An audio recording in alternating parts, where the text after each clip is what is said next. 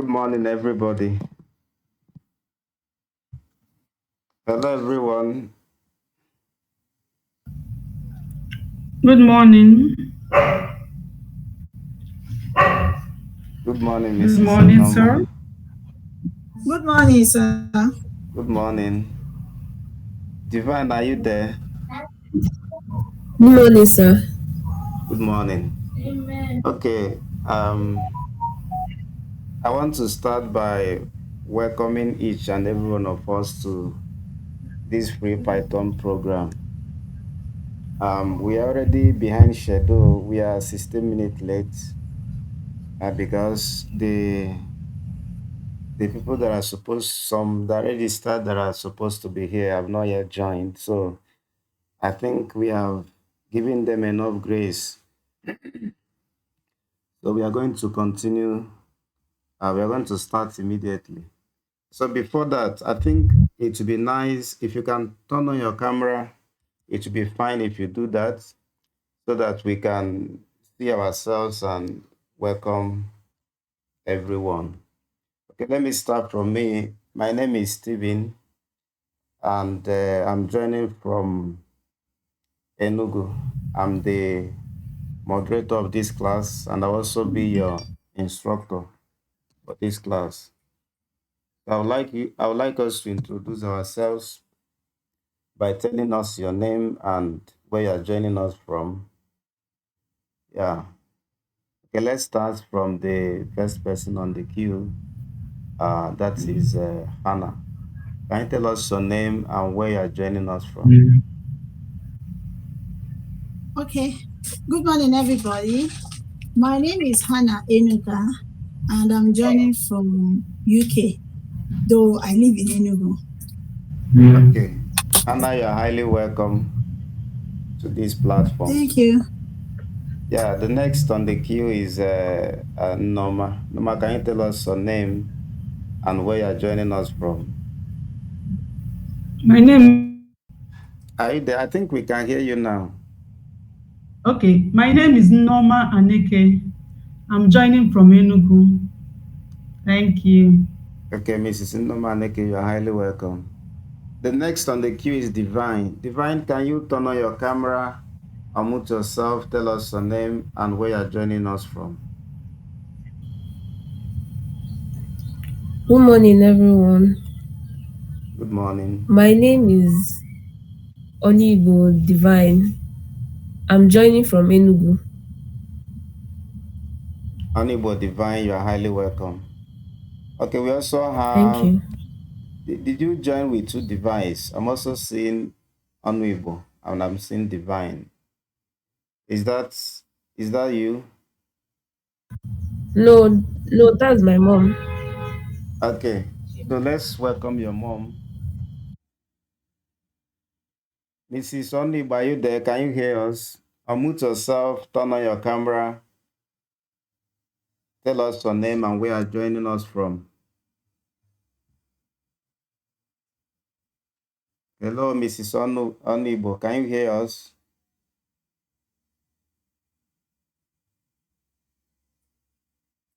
Okay, maybe she's not currently there. Let's welcome Tola. I think it would be nice if we give our device proper name so that we can identify us by correct name instead of calling us the name of device with which we joined or the name of our kids. So it'd be nice if we rename our device. I think there is where you can click, there's a rename button where you can give your device a proper name Good morning. that you want us to call it. Yes, Miss Onibo, we can hear you. Good Okay, my morning. name is Oni. Please, can you turn on your camera? Can you turn on your video?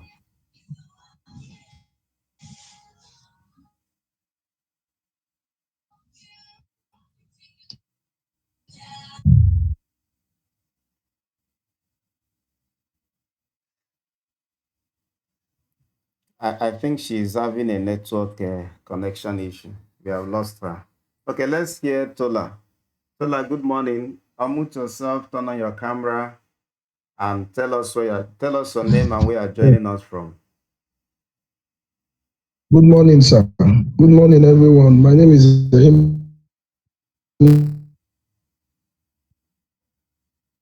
Olutola. Yeah. Okay, Hello. sorry. I think we were actually unable to hear that due to network issue. Can you say that again, please? Okay, my name is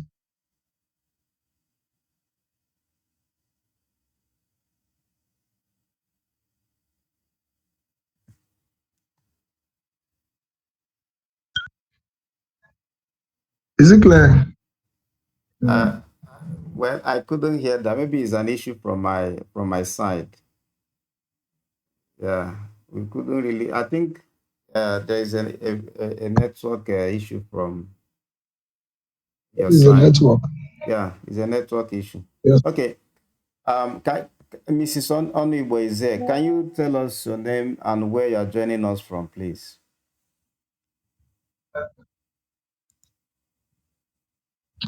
Thank God there was network problem. Mm.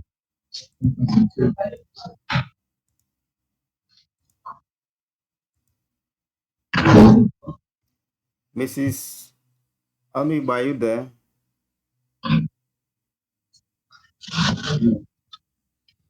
Okay. I, I think Yeah, sure. she's still having some network issues. So we are going to start immediately because we have already spent 25 minutes, but we would have loved to welcome every single one at this starting point. Okay. Okay. Oliver, I think we can see you now. Can you tell us your name and where you're joining us from? Hello.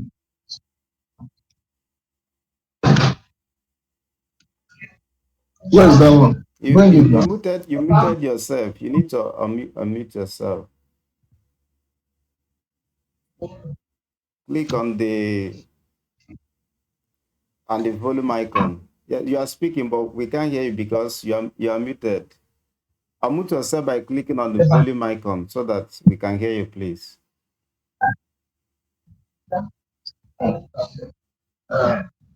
Sorry, I'm in the village, so network is too bad. Okay, it's I'm okay. joining from Uzi, Nash. Okay, it's okay. You are highly welcome. Okay, Hello.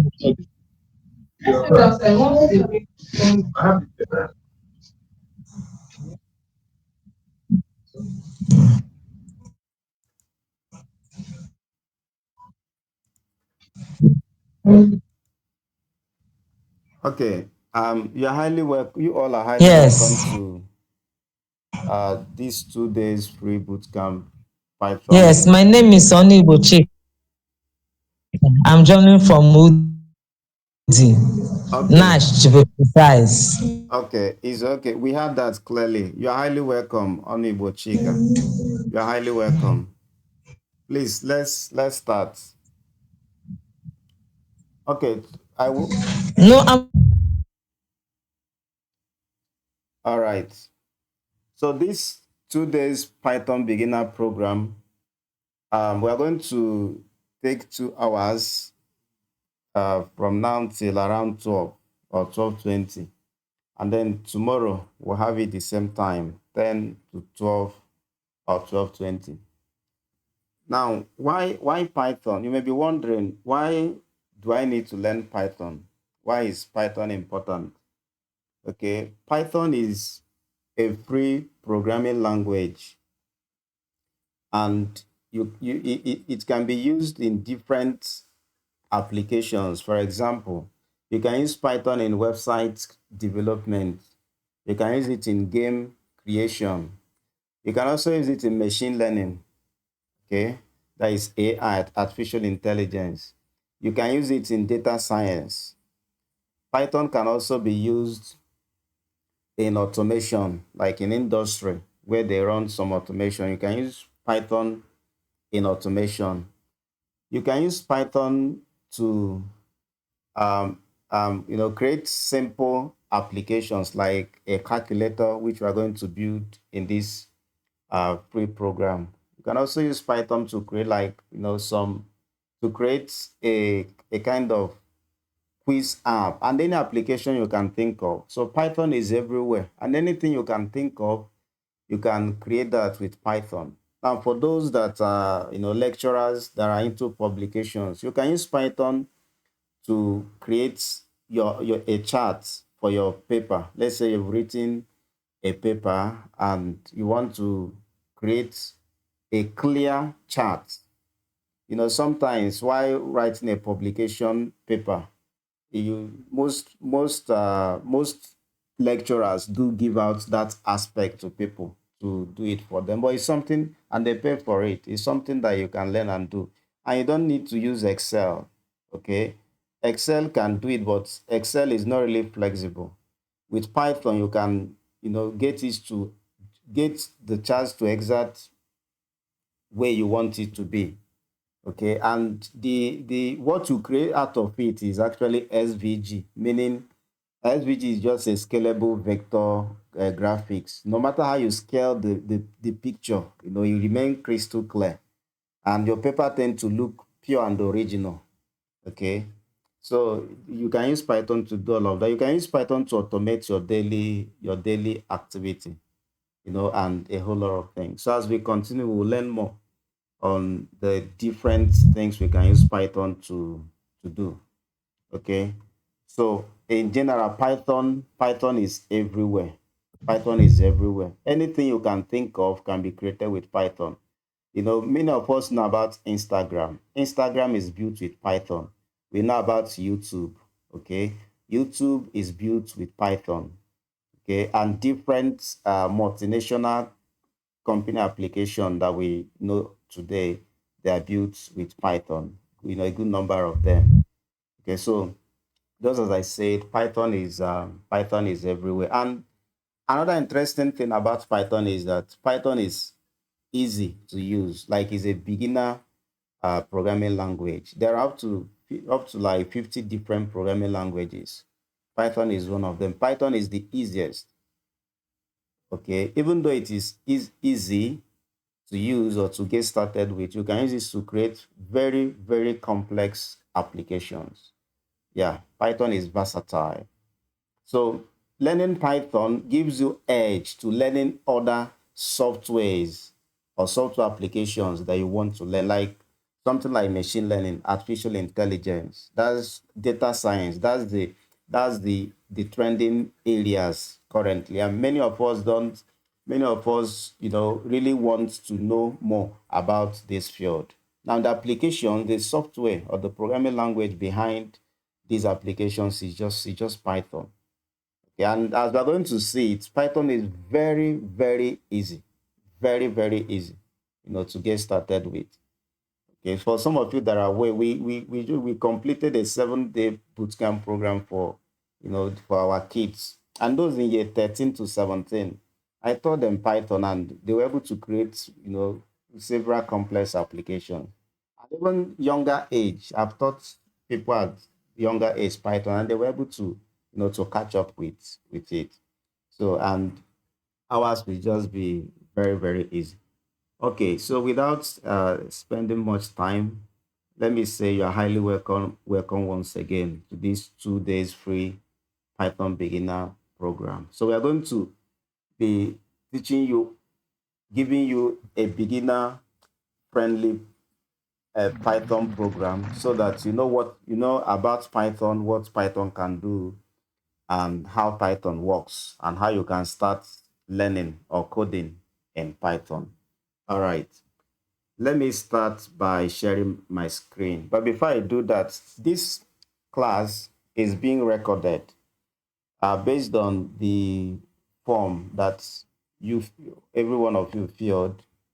And some requested that they would like the class to be recorded so that they can refer to it, at later end. So we have activated recording mode so that we'll be able to send the video later for you to rewatch. Okay.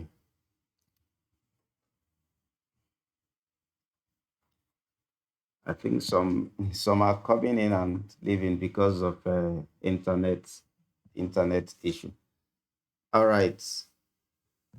Let me share my screen, please.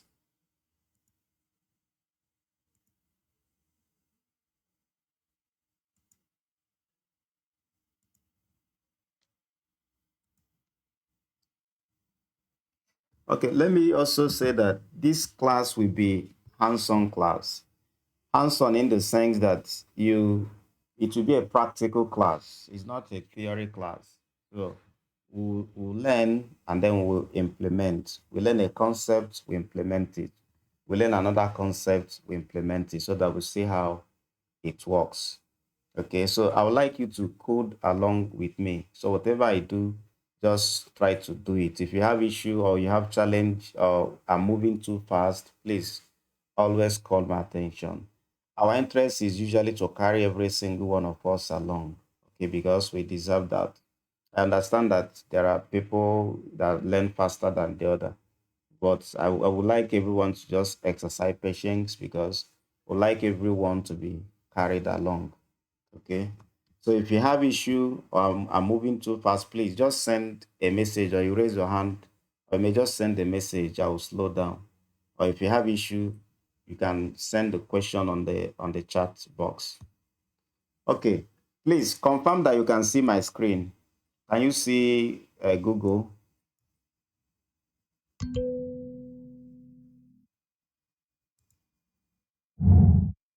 Okay. I see. Yes. All right. So we if some of you join with your mobile device. So if you join with your phone and you have laptop by the side, you can be watching what I'm doing via your phone and be coding on your laptop.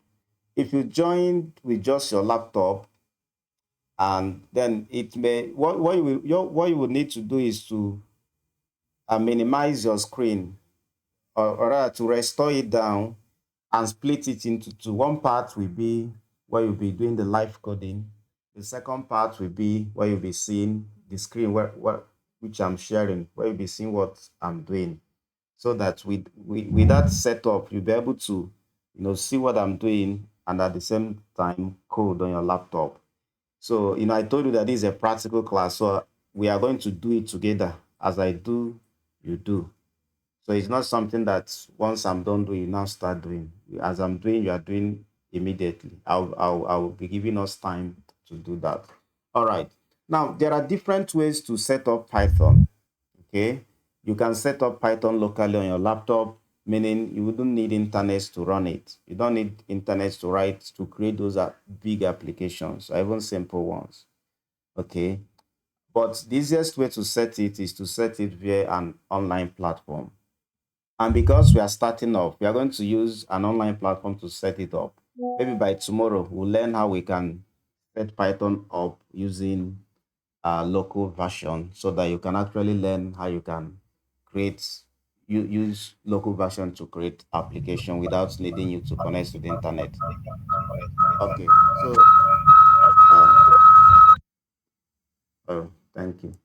So the first thing, there are different online application we can use. Okay, but the easiest one I have found so far is just for you to type online.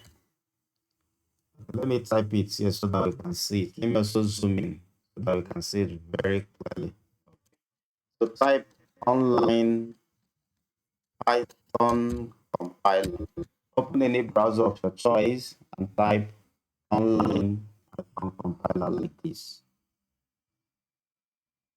So once you have done that, press enter on the keyboard.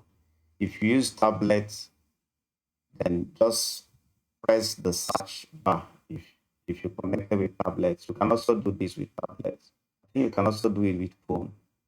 Okay. If you join with laptop, you press enter on the keyboard.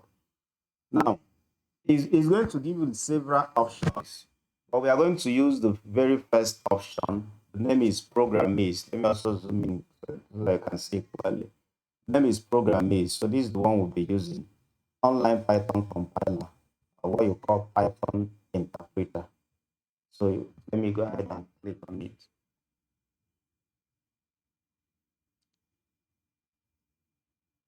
So it takes little time, and then it opens up the compiler.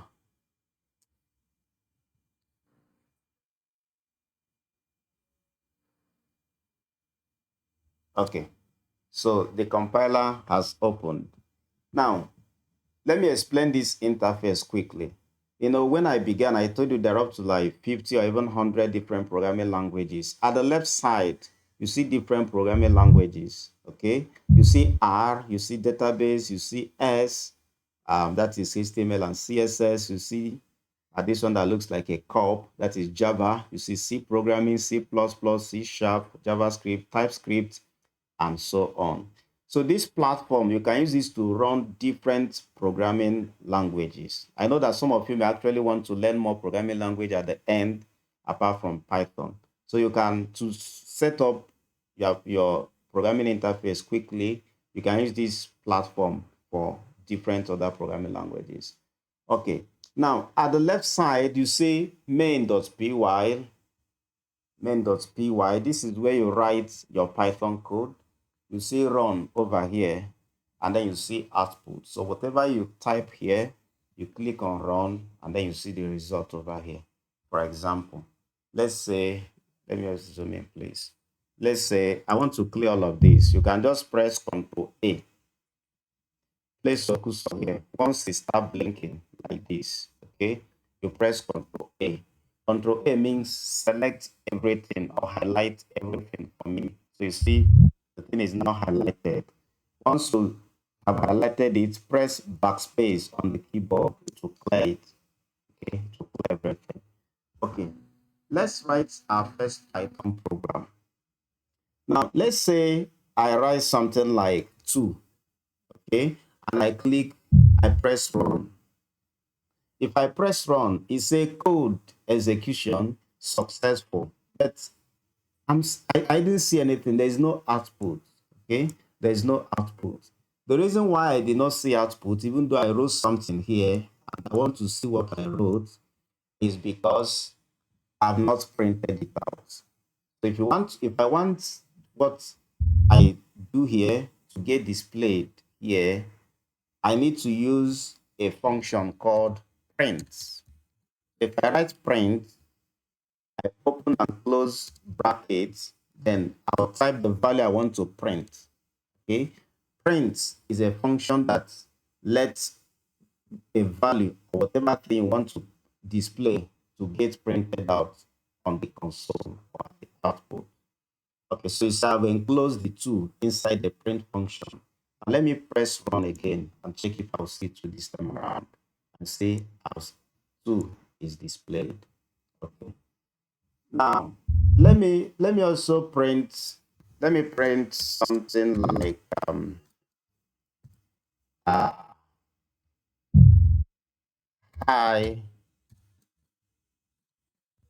am learning Python. Okay. Now, if I run this, I'm going to get an error. Okay. And you may be wondering why. Why should I get an error? Let me run it first. I'll get an error. Okay. It says syntax error. You may be wondering, how come I ran 2 and 2 got printed, and I run hi, I'm learning Python, and I got a big fat error over here. So why are we getting this error? Well, the reason is because, you see, 2 is a number, but this one is a string. So if you want to print a string is just the letters of the alphabet, A, B, C, D, or the word, or the English language that we know. If you want to print anything in that form, you need to enclose it in double quotation mark. Okay, so I just put a beginning quotation mark here, and then at the end I'll put a closing quotation mark. And when you do that, Python changes the color of that text. Remember, initially it was white when I've not inserted the quotation mark. Now the color have changed, so telling you that this is a string.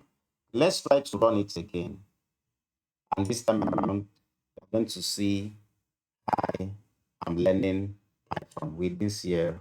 Okay, but why are we still seeing 2 over here? Well, we are seeing 2 because remember we're also printing 2 here. So if you don't want to see 2, you can just go ahead and delete it. Then when you run it, you only see hi, I'm learning. But I want 2 to be there. So let me press Ctrl Z to bring 2 back. Okay. Now let me print just one more thing. Let's say print 2, okay, greater than 1. Now 2 is greater than 1. Yeah, 2 is greater than 1. That is correct. So is 2 greater than 1? Yes. So it's going to print true, meaning that 2 is greater than 1. It will print true. You see that? Now, let's say 2 is greater than, let's say, 6. Well, 2 is not greater than 6. So it's going to print false because 2 is not greater than 6. Okay, so I get false. Now, let me print one more thing. Sorry. Okay. Let's print, let's say 2.3. You see? Sorry, 2.3. Now, this is a decimal point. Remember, I printed just 2 here, and here I'm printing 2.3. Okay, so this one has no decimal, this one has a decimal. Okay, because of this point over here.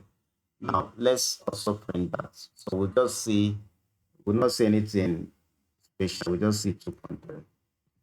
Now, if there's what we call comments, okay, you see, if I type print, I'll print every one of these. But assuming I don't want them to be printed and I don't want them to be deleted, if I delete them and press run, nothing will be printed. The code will run successful, but I will not see anything displayed on the output. Okay.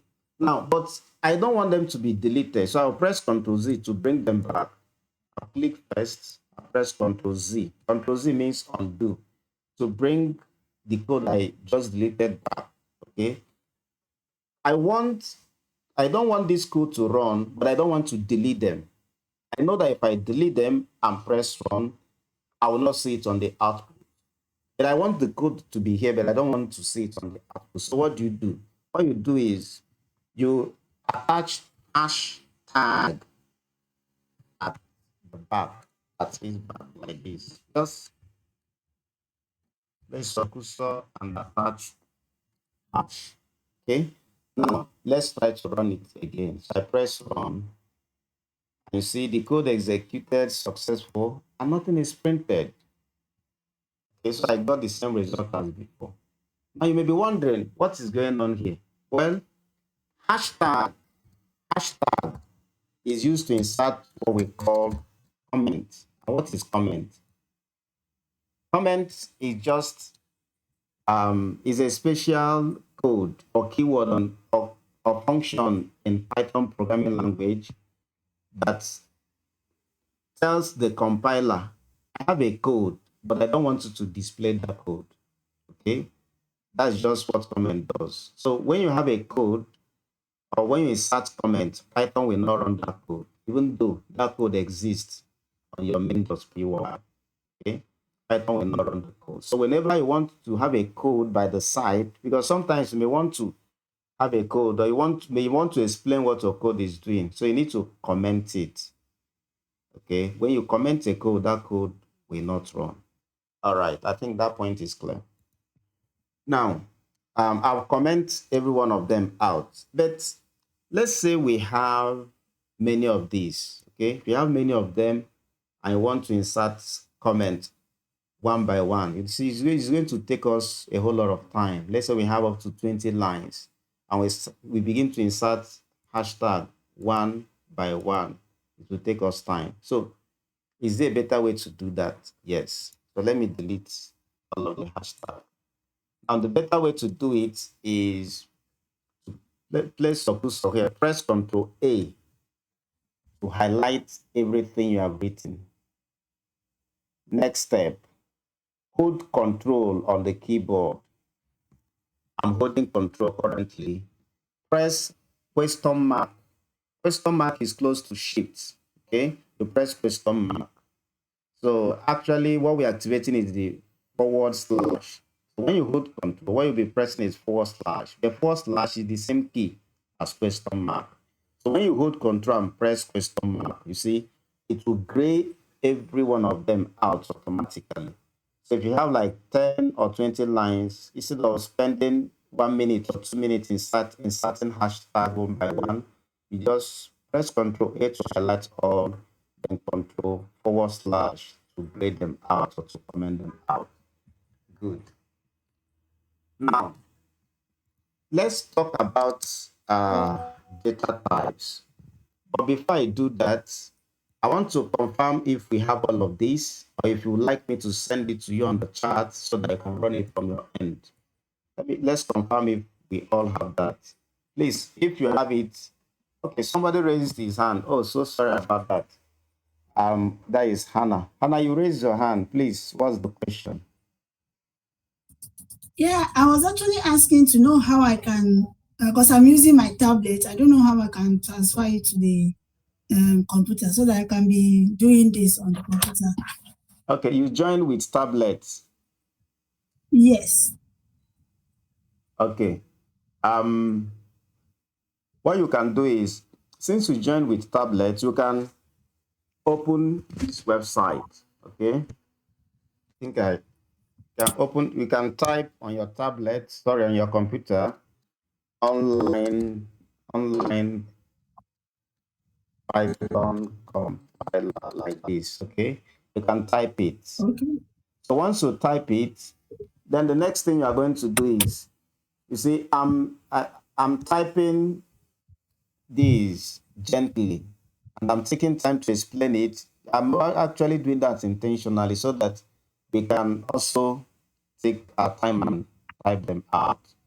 Okay. So you can be watching what I'm doing on your tablet. Then from your Okay. tablet, you can be typing the result on your keyboard. Okay. But if you think you are not fast enough, what you can do is you can send me your email so that once I type to a certain length, I'll copy the code and send send to you so that you can just copy and paste it. Okay. Thank you. Yeah. Okay, so would you want me to send? I'm asking everyone, please. Would you want me to send the code on the chat, or are you okay, or have you typed it already? Please just send a response so that I know what to do. If you have typed it already, just typed already. Because actually, I think it's better for you to type so that instead of just sending you a working code, it's better for you to type and explore yourself. All right. So I see, please send on that chat. I see I have typed already. Okay. All right. For the sake of people that said send on the chat, I'm going to send the code on the chat. Okay. For people that have typed already, you don't need to do anything. Okay. You don't need to do anything. Let's let me send it on the chat. No, copy that.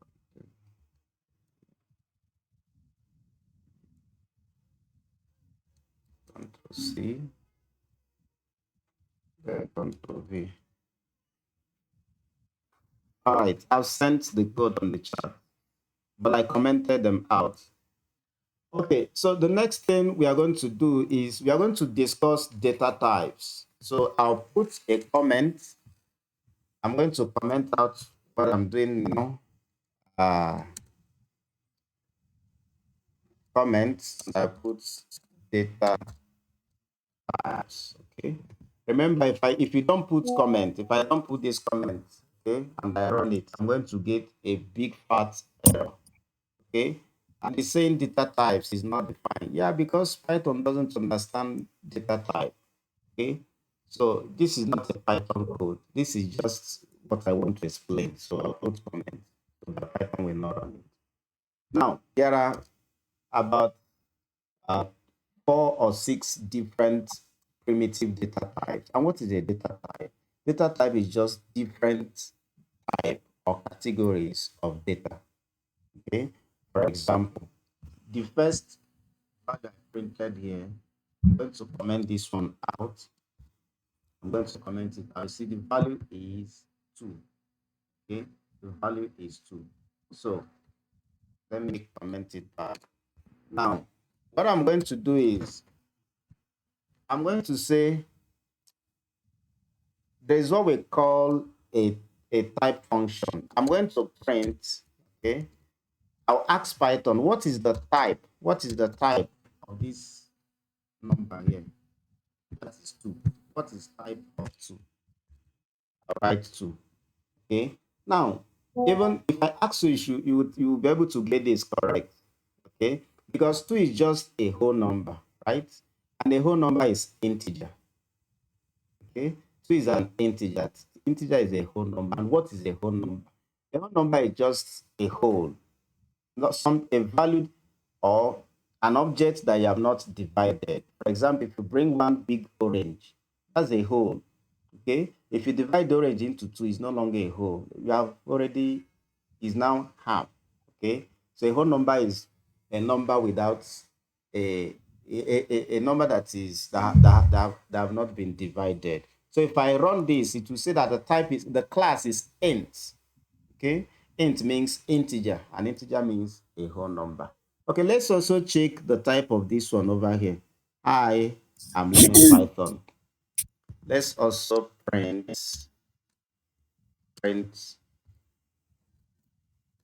type of let me copy it, please. Let me copy it like this and then paste it inside type. Remember, I have several open and close brackets. Okay, the first open and close bracket here is the one for print. Okay, I now write another function which is type.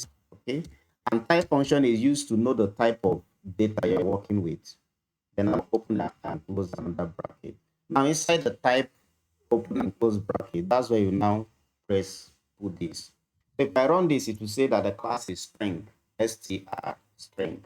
What is a string? String is just like the letters of alphabet, a value that is not a whole number. Okay, the letters of alphabet. Any value you write and there is an alphabet in it, it is a string. Another way you can think of string is any number you write with double quotation mark is automatically a string. You see, 2 is a whole number, and we saw that 2 is integer. We saw that, but I can make 2 to be a string. Okay, I can put it in double quotation mark, and when I run my code now, it will say it's a string. You see, string. Okay, why? Because I have forced 2 to become a string by enclosing it in a double quotation mark. Okay, but I want it to remain an integer, so I'll remove the double quote. Now let's check the type of this data. You see, 2 is greater than 6. Let's print the type of 2 is greater than 6. Okay, now the type of this is a boolean, or what you may call a bool. I can call it a bool, bool. Okay, a bool. Now what is a bool? A bool is just a data type with 2 options. For example, yes or no. Okay, yes or no is a value with 2. Is it something is either yes or no? Anyways, the people that did philosopher here, they also tell you that some things can not be yes and it can't even be no. So they may have some value in between. But we are not looking at that. Just know that a bool is 2 values, a concept or an entity that has just 2 values, like male or female. Okay, male or female, yes or no, true or false, things like that. So this is a bool. Now we also have 2.3. Let's also print the type of 2.3. Okay, and this one is a decimal point. So a decimal point is known as a float in Python. I'll click run. I got 2.3. Well, the reason I got 2.3 instead of float is because I didn't print the type. I'm just printing 2.3 direct. Okay, let me type. What is type of 2.3? I'm going to get a float. Okay, see that a float. Do we have another one? Okay, I think that's all. So these are types of data, or what we call data types. All right, so I'm going to copy this and send to the chat so that people that are unable to type it us can actually copy it and run it. Please check your chat box. I've sent it. So you can copy and run it on program is.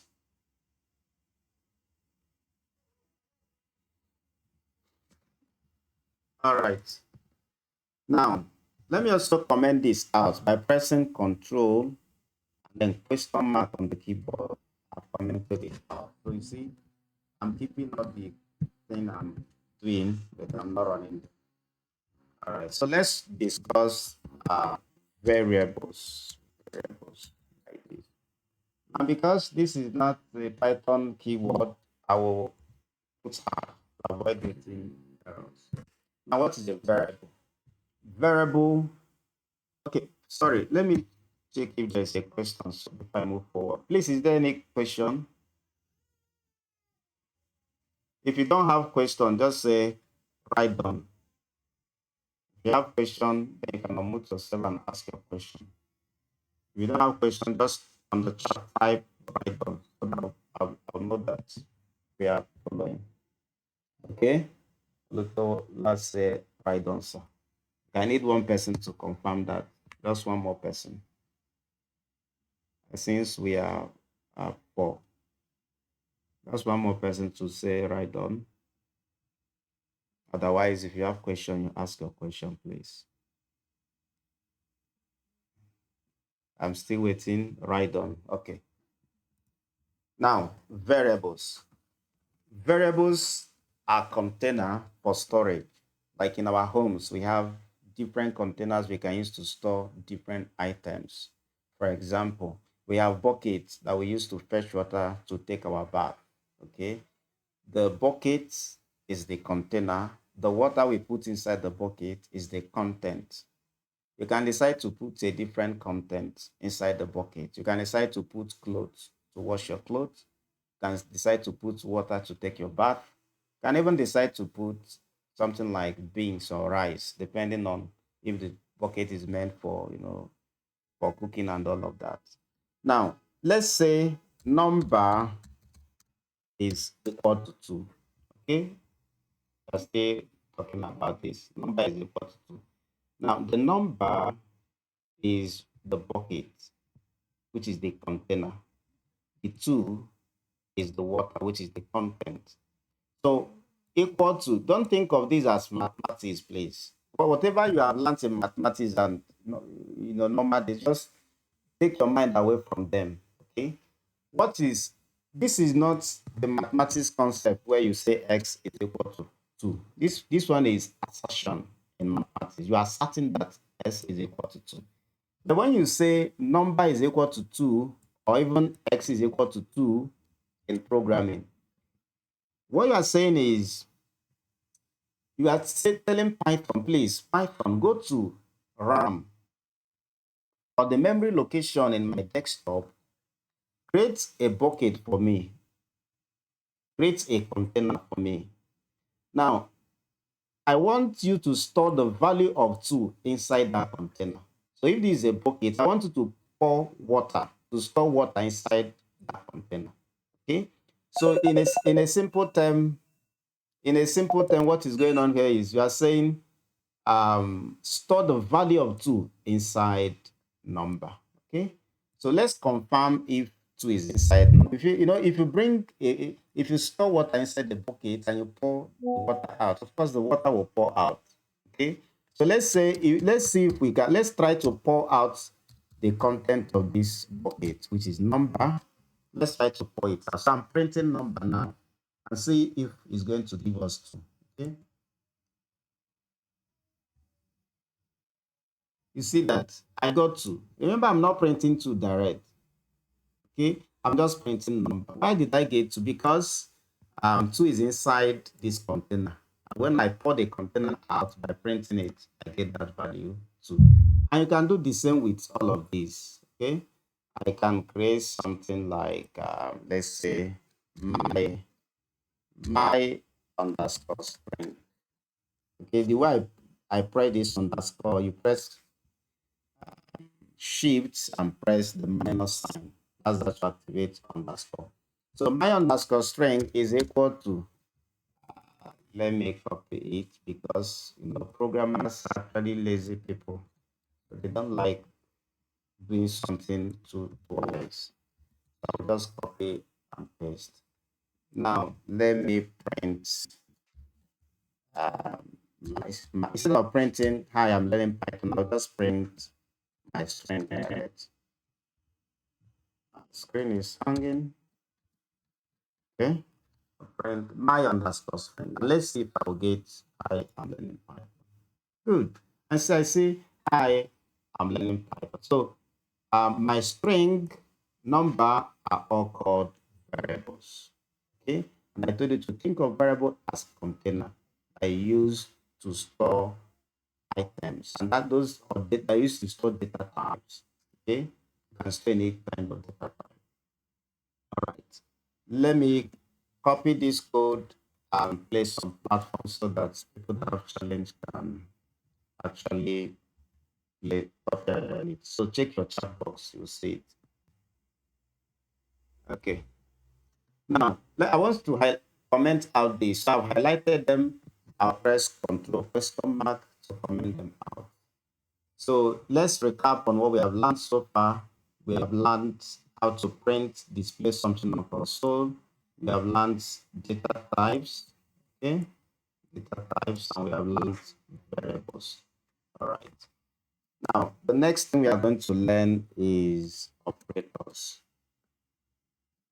Sorry, let me zoom in, please, so that you can see my screen clearly. Operators. What is operators? Operators is not different from what you know. Okay, like we have arithmetic operators. For example, the plus symbol, the minus sign, the multiplication sign. Okay, you should be able to see all of these on the keyboard. Multiplication sign is you press shift and press 8. Okay, we have the division sign, which is the forward slash, which is the question mark on the keyboard. We also have, so these are arithmetic operators. So let me say arithmetic operators. Okay, so you can also use Python to do mathematical operations. So let me comment this out and show us an example. Let's comment this out. Let's create two numbers. Let's just write a simple calculator. Let's create a simple calculator. Okay, I will write something like first underscore number is equal to, let's say I store a value of 5, and second underscore number, sorry, is equal to 8. You see, I created two variables here. The first variable is first underscore number, which is my bucket, and I store a value of 5, let's say water, and the second number is maybe a bowl or a cup, and I'm storing maybe tea, like 8, okay, inside it. Now, let's perform addition. We're talking about this plus symbol. I want to store that value in sum. So I want to create a third variable, sum of numbers. Okay, sum of numbers is equals to first underscore number plus second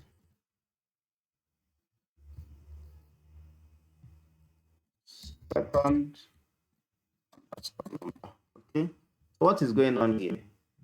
You see, I have buckets here.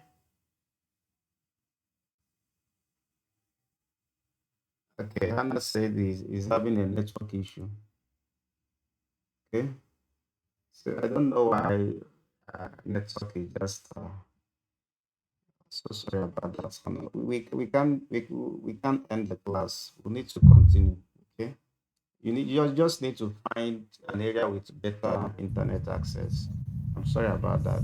Anyway, we are recording the video. We'll send the recorded video at the end of the class so that people that So missed out. please, Um, sorry, somebody is saying something. yes, I wanted to situate from line number 14. I think I missed out. I was out a while. Okay, I no wanted to just problem. look through. No Okay. problem. Okay. This is line Okay. 14. Yeah. Variables If number I, 2, 20. yeah. Okay.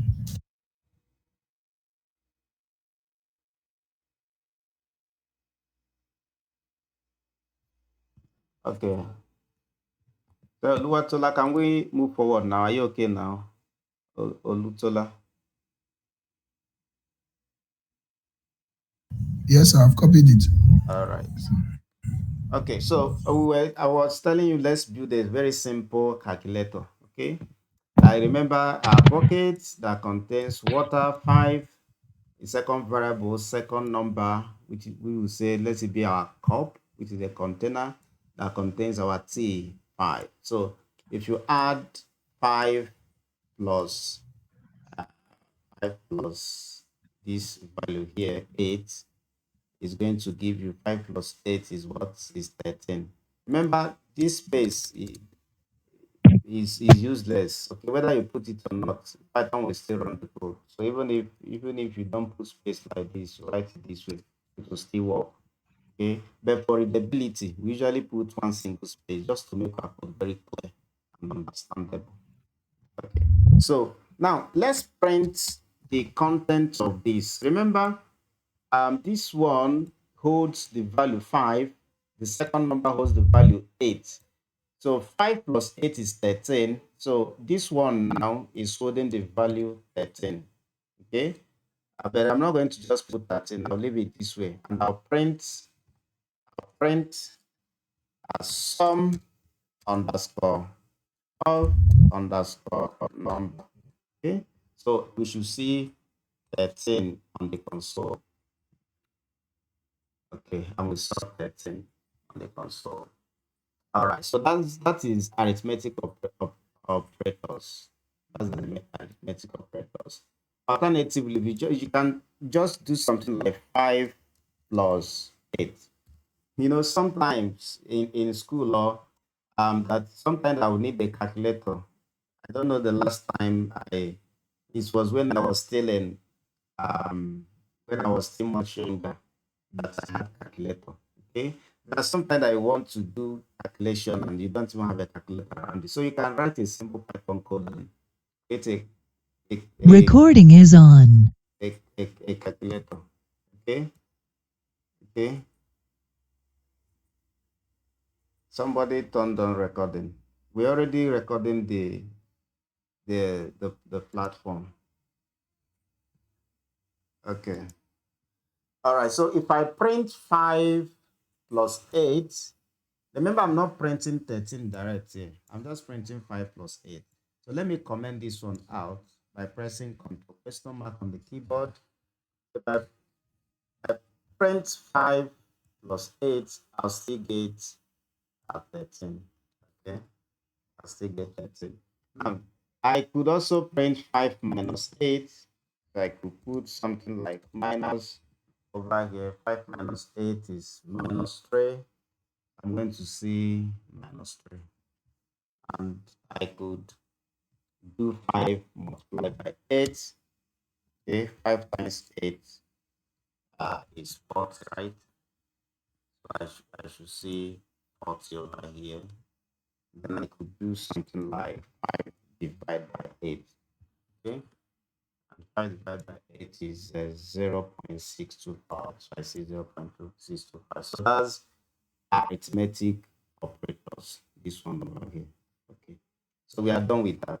Now let me comment every single thing out, and I'm going to send this code on the chat box. So check your chat if you're unable to type it out while I was explaining. Please copy it from the chat box and run it. I see that new persons just joined. In order to carry them along, please, those on the platform, I'll plead with you, so that I can carry them along. I want them to know how we set up this platform so that they will also be doing what we are doing. So please. All right. Now, if you just joined us, you are highly welcome. We started a few minutes ago, but we have not gone far because we spent close to 30 minutes, trying to do introduction and to allow people to join. So what we did, or what we have done so far is, if you are just joining us for the first time, I'm going to recap. I'm going to show you how you can start off. So you open your browser like Chrome. So I have Google over here, and on your browser you type. If you join with tablet, that is fine. You can do it. If you join with phone, think you can also write do it with your phone. I use to code on my phone on this platform if I don't have my laptop. Okay, but for best experience, I think laptop is just the best. So type online Python, then compiler, and press enter.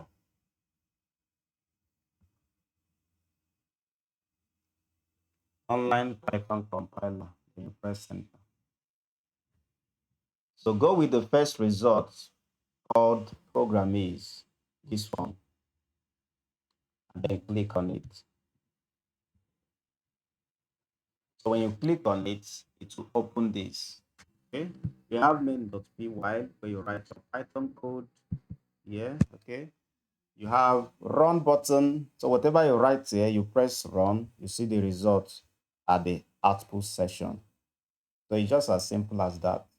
Okay, now you can clear this default program is values. You can just press control, place your cursor here. Once it start blinking like this, you see it's blinking, then you press control A, backspace to play it. Okay, and you can just write your first program by typing hello world. Okay, I just type, sorry, I can't spell hello. Just type hello and then click run, and you see it printed on the screen. Okay, I'm going to close this so that we'll continue from where we stopped. Okay, so I believe that's how we got here. Okay, so this is the platform. You can see a program is. These are the things we have done so far. Okay, these are the things we have done so far. Okay, let me just briefly recap just for the sake. Okay, so what we did here, we just printed this one. We said that this one is a string, this one is a bool, this one is a float. These are different data types. These are variables, which are containers that we use to store values. Okay, okay, so we store two in number. Okay, and these ones are arithmetics, which you know in mathematics. All these hashtag are comments. So if you don't want this code to run, you put comment. For example, if I click on run, I'm not going to see anything, even though the code executed successfully, but nothing is printed here. Why? Because I commented every single one of them out. So if I remove this hashtag at the back of this one, for example, if I remove the hashtag and run it, 5 divided by 8 is 0.65, 0.625. So I will see it here, okay? Because I've uncommented it. Okay, so let me go ahead and comment it back. All right, so this is where we stopped. Uh, Please, I just want to appreciate those that have been on the platform for your patience. Okay, let's continue, please. Let me zoom in a little bit for clarity. Now, the next thing we are going to do now is what we call conditional statements. I'll put my hashtag and type conditional statements. Okay, conditional statement. Now, what is conditional statement? You know, most of the time when we speak like in normal English, we could say something like, my son is up to age of 20, then I'll buy a phone for him. Okay? Or let's bring it down. If my son is up to age of 3, I want him to start nursery school. Okay? So this is what we call, this is a conditional statement. So meaning, if your child is not up to age of 3, he will not start nursery school. Okay? Or if your child is not up to 20 years, you will not buy a handset for him. That's a conditional statement. But if he's up to 20 years, you buy a handset. Okay, let's try to do that here. Let's create an age variable that will store the age of a child. So let's say that age is equal to, let's say, 10. Okay, this child is 10 years old. Okay, and then we want to write a conditional statement. First of all, let me write the structure of the syntax of a conditional statement. The syntax is if, okay, if, then you write condition, condition, okay, then you write colon, colon. So if the condition is true, then this, you write a statement here. Write a statement here. Sorry, see, write a statement here. If this condition is true, then run a statement. You may be wondering, you may say, Mr. Stephen, why did you leave all these spaces and began this one over here? After all the ones you have been typing usually start at the beginning. How come statement is started over here? Anyway, there's what we call indentation. Let me type it here. We call it indentation. Okay. Now, when you write a conditional statement, you always indent your code 4 spaces. Let me give you an example. Let me take this back. So you press space, not tab. You press space 1, 2, 3, 4. Space bar on your keyboard 4 times to insert that indentation. You may say, what? Why do we need indentation? Why? Well, the reason is because that's the way Python is designed. When you have a conditional statement which is followed with a colon, you must indent the code. If you don't do that, you will get an error. And the kind of error you will get is indentation error. Let me show you an example. Let me take this code to the beginning, meaning the code is not indented. Let's run the code. So if I run the code, I'll get a big fat error, you see, and that error is an indentation error. Okay, and he gave me a message of why I got this error. He said Python expected an indentation block after if statement in line 28. Okay, let's go to line 28. You see, this is line 28. Okay, he said that after this line, Python is expecting an indentation 1, 2, 3, 4. Okay, it's expecting an indentation. All right, even if I put this indentation and I run it, I'll get an error. The error I will get will not be indentation error. The error will just be that uh, Python doesn't understand condition. But we'll fix that. Anyway, this is the structure of if statement. If, then followed by condition, and then your statement. All right. Let me also comment this out. Then write a fresh one here. Control C. Write a fresh one here. So this is what I have. Now you notice that once you type condition and put colon and press enter, the compiler, Programmist compiler, automatically insert 4 spaces for you. You see, I'm not the one that press space. The cursor, once I press enter from here, look at where the cursor is after the column. If I press enter, it automatically, the Programmist or the Python compiler automatically insert 4 spaces for me, because it knows that developers just like you and me, we are likely going to forget that indentation. So you say, to just avoid making mistake, I'll put the indentation for you. Okay, so and that's what we have. So you don't need to worry about that. All right. They just know that indentation error exists. Now, I said statement. See, I can't spell statement. All right. Let's say if this condition is true, like my if age, okay, is greater than 20. Ah, you may be wondering where is greater than coming from. Anyway, just forgive me for that. Let me comment this out. There is, let me also collect this. There's something I did not, we did not discuss. We discussed arithmetic operators, but we did not discuss logical operators. Okay, let me briefly talk about that. Remember when we began, I told you that the way I teach is I will introduce a concept before I use it, just to avoid confusion and for you to really understand what we're doing. So I just introduced greater than. I'm using greater than without introducing it. So let me introduce it over here. So greater than is called a logical operator. Okay, operator. Now it's not just greater than, we have greater than, okay,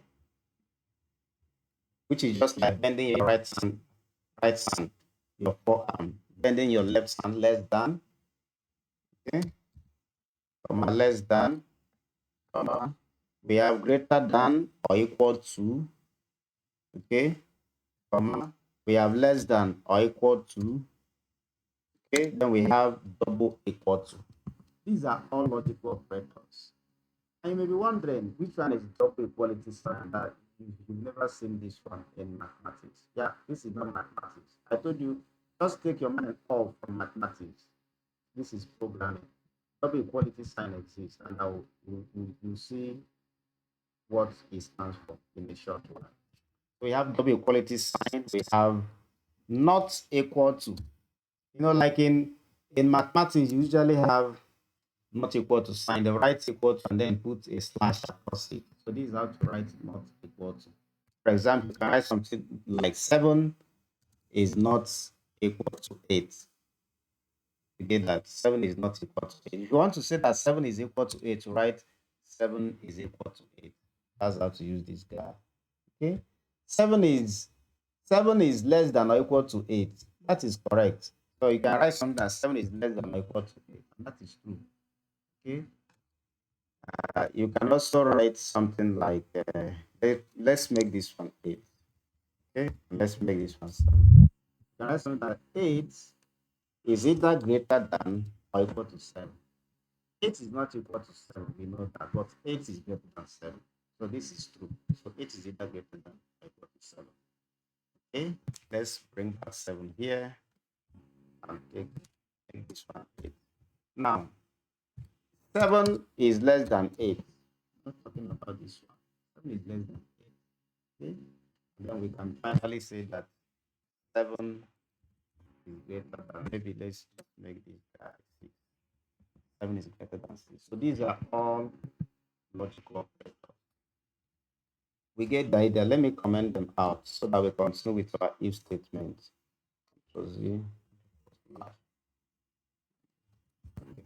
So let me recommend this code. We are talking about if statement, and we said that if statement, the structure is if. Start with if keyword. If is a keyword. A keyword is a word that is recognized by Python. You may say, can it be another word apart from if? Can it be like when age is, no, it can't be when, it must be if. As simple as that. This is just the language of a Python. Okay, just like English language it has grammar and grammatical. So if, now you may say, must this one be age? Can it be any other thing? Yes, this one can be any other thing. It mustn't be age. It can be anything. Okay, this one can be any of the logical operators which we just discussed, and this one can be any number or any data type. It can be a float, it can be an integer, and so on. Okay. So if the age of my son is greater than 20, I want to buy him a phone. So I'll print in double quotation mark, I'll just say buy phone. Okay, buy phone. Now, if I run this code, I'm going to get an error. Okay, and why do you think I'll get an error? Why do you think I'll get an error? If you know why, just send me why on the chat. Why do you think I'll get an error? Okay, if I run this code like this way, I'll get an error. Why? Okay, let's give just 5 seconds.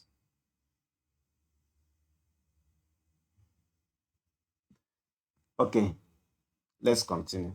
The reason why we'll get an error, let's confirm that we'll get an error first. Or rather, let me tell you why we should get an error. The reason is because we have not defined age. Computer doesn't have this bucket yet. He has not created a container. He has not created this container yet. Okay. What we are doing here is we have a container that should contain a value. That container is empty. It doesn't exist because we did not define it anywhere. And we are saying if the content of that container is greater than 20 and the content of the container does not exist. So we'll get age is not defined. Age is not defined means, look, this container doesn't exist in computer memory. It doesn't exist. You see that? The name age is a name error. Yeah, because the name age is not defined. It doesn't exist. So let's make it to exist. Let's create it. So I'll create that container age equal to, okay, let's make age to be, let's say 18. So age now exists. Good. Now if I run it, I will not get an error, but I will not get a result. Okay, I will not get an error, but I will not get a result. You see, the code executed successful without an error. But why am I not getting results? Well, it's very simple. What we wrote is if age is greater than 20, that's only when we'll buy a phone for our child. But unfortunately, 18 is not greater than 20. 18 is less than 20. So we are not going to buy the phone. Okay. Now let's try to choose a value that is greater than 20. Let's say 21. You see, 21 is greater than 20. So if I run it now, it should say, oh, buy a smartphone for my child. Okay. Let's run it. And then we'll see buy phone. Okay. Buy phone. Why? Because age. Okay. Age is what? Is greater than 18. Now, what if I put something like 20? Do you think it will print by phone or not? Send the result on the chat box. If it will print, just send yes. If it will not print by phone, send no. Please don't run it. Don't run it to check it on your own. Just type, okay. Hannah already said no. Sorry. Mrs. Norma got the answer correct. We did not register age. Yeah, you are correct. She typed it, but I didn't see that. Okay, because I was in another screen. Yeah, and Hannah is also correct. It will not print because, okay, let's just confirm it. So I will run this and then I got nothing. The reason is because 20 is not greater than 20. 20 is equal to 20. So what if I put something like equal to like this? If age is equal to 20, will it print or not? Type on the chat box.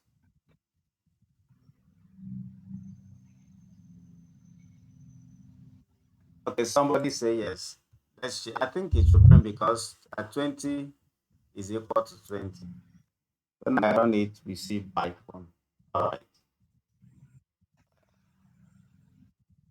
Now let's build a simple calculator. Okay, let's create a simple calculator. But before we do that, you may be wondering, you may say, But what if we make this code in such a way that if age is greater than 20, then buy phone. What if age is not greater than 20? We want to say something like get your WAEC first. Okay? Make your WAEC first before I can buy phone for you. Okay? So we can do something like else. Else means if this condition is not true. In other words, if this condition is false, then print S, whatever that is in S for me. Okay? So if age is not greater than 20, we want to print in double quotation mark because it's a string, make y text.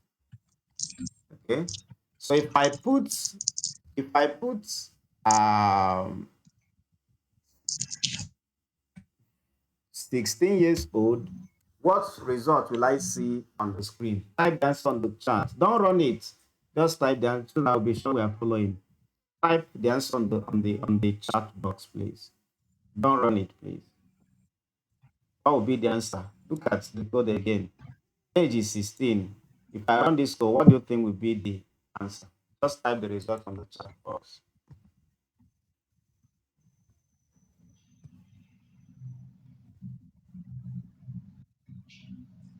Okay, we have 10 seconds to do that.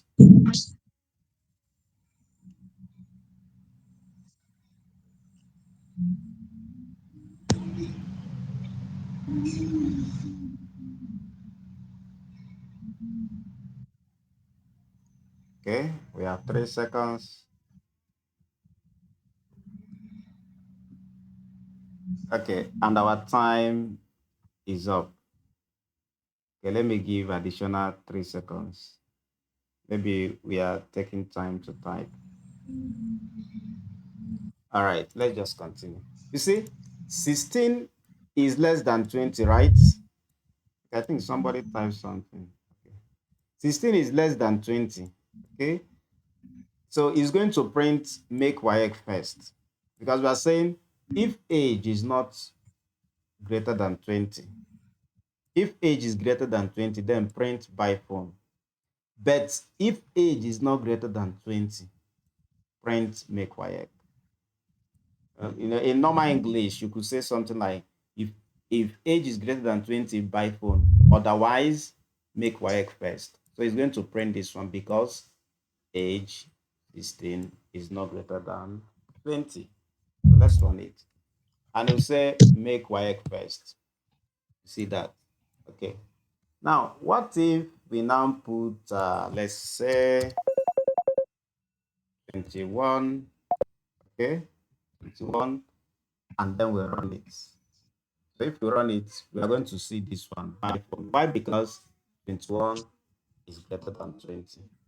So we're going to see iPhone. And that is cool. All right, so let me comment all of this. Let me send this code, Control C, then Control 4/. All right, so sorry about that. All right, you all are welcome back. So sorry about what happened. I wanted to stop screen share and the meeting just ended like that. Okay. Can you see it now? I'm sharing it. Yeah, I can see, but it is actually blur. Okay, let me bring it closer. I did exactly the instruction you gave, age Okay, 21. I think I've seen the issue. Comment out line invalid syntax. Yeah. Okay. Comment out line 23 and 24, and then line 28 and 30. Yeah, comment them out. Okay. No, don't delete. Like you remember how to comment out. Don't delete. Just press Control / Control Z to bring it back, please. Oh gosh. Control Z on the keyboard. So comment is press control and then question mark. Control and question mark. Yeah. It automatically inserts a hashtag. There's no hashtag. No hashtag. Now insert a hashtag by yourself, please. At the end of it, just insert a hashtag. Have Okay. you've done that? Good. Insert a hashtag online. I can't really see that clearly, but I think it's line 30, line 28 and 30. Yeah. Hashtag Yeah, hashtag. I think shifts and and 28. exactly. The hashtag should be at the beginning of the line, at the beginning, not at the end.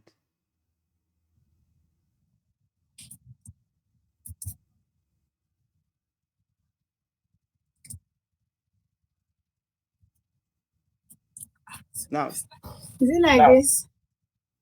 yes, scroll up. Let's see. No, you did not insert hashtag in line 24. And yeah, Okay, where you have the beginning of it. operator, yeah, the beginning of it. And the beginning of 24. Exactly. Okay.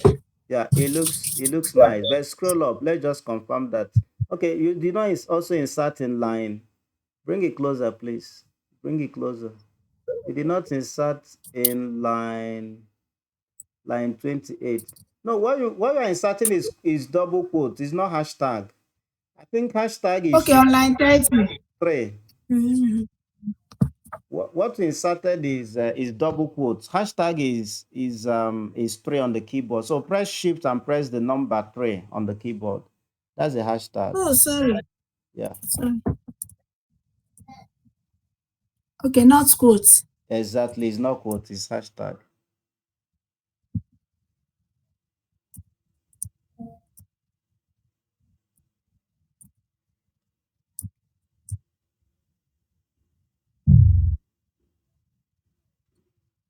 I should do same in 23 and 24, right? Yes, where you have operators.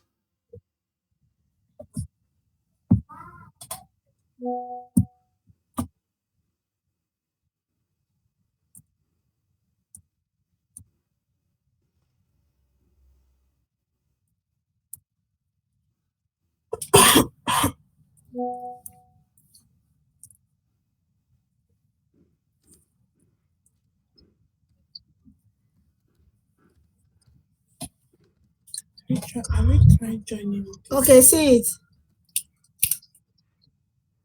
Can you see it? Yes. Okay, scroll up. Let's confirm that everything is fine up from line 1. Actually, I told you at a point I was off because of the network. So I joined when the network came in. So those ones are still blank. Blank is okay. Just go ahead and run the code. Let's see.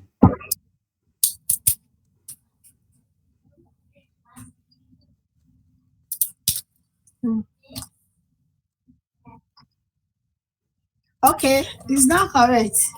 It said Now, hello, bye phone. yeah, it's now running It's well. not showing. Yes, it said hello, bye phone. All right. Hello, bye phone. Okay, the reason why it's saying hello because maybe you are printing hello at some point. Hello is the one on the first one. Is the first first line. one on the when I joined, yes. Yeah, it's okay. All right. Now you can change age to let's say 16, a value that is less than 21. Okay, so that you can get That's online. yes, that line. Maybe 16, so that you get the else value printed. Okay. Now Age run it. equals 16. Yeah. Yes, Okay. now run it. You should say make WAEC first. He said make WAEC first. Yes. Exactly. Well done. You did a great job. Thank you. All right. So can you all see my screen? Am I sharing screen? No, we can't see it. Okay, please let me go ahead and share screen. Okay, so before we round off, we are going to build a calculator. Before we round off, we are going to build a calculator. Okay. Now to build a calculator, we know how calculator works. We are going to see, we are going to use the logical operators, arithmetic operators, variables, if statements. In fact, we are virtually going to use every single thing we have done so far. So that we see how you can combine all these simple entities to create an amazing application. Okay, so you see how the software that powers the calculator that our children use, how it's been designed. Okay, but we're not going to create a complex calculator, just a simple version of it. All right, let's get started. Now, to build this calculator, we want to start by telling everyone that we are to welcome to our calculator. So, welcome to, I mean, you can name yours anything, but I'll go with welcome to Future Stack Studio. Okay, mini calculator. You can use anything, please. You can say welcome to your name's calculator. Okay, welcome to Future Stack Studio mini calculator.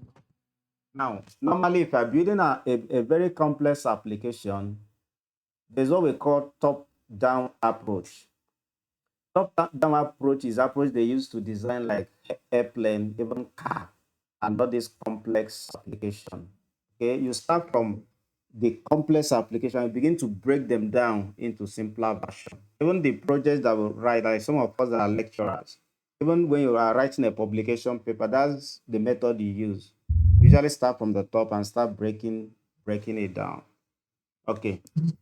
Um Now we start by just printing that, hey, welcome to our future stack mini calculator. And when we run it, we'll just see that message. Okay. Okay. So this is what we see on the screen. Now, the next thing I want to do is we want to perform an addition when a user selects one.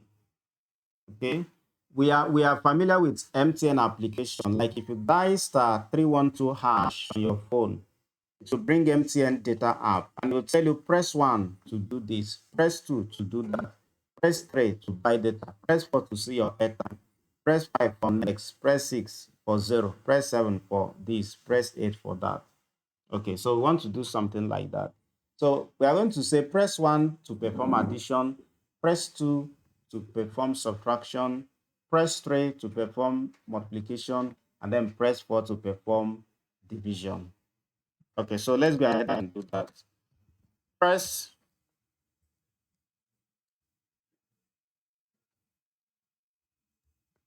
just to make the program compact. I'm going to say press 1, 2, 3, 4 to perform let me take this thing over here to perform. One is for addition.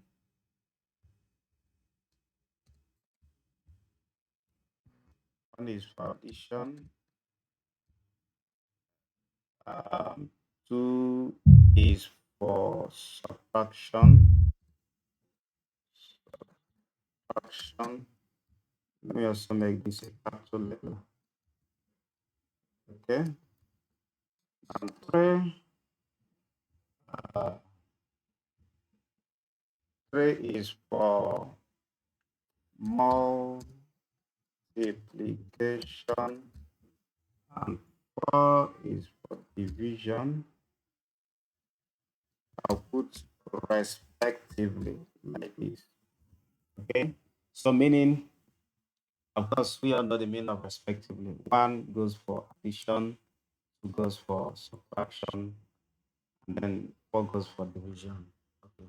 So if I run it, I will see that instruction. Press 1 to perform addition, 2 to perform subtraction, 3 for multiplication, 4 for division. But I think this is not, I don't like it this way. So let's type it one by one.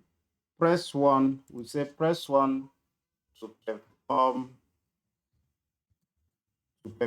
addition. So we'll close it. We'll close this one here. Okay. Then I'll copy this and I'll say press 2, sorry, press 2 to perform subtraction.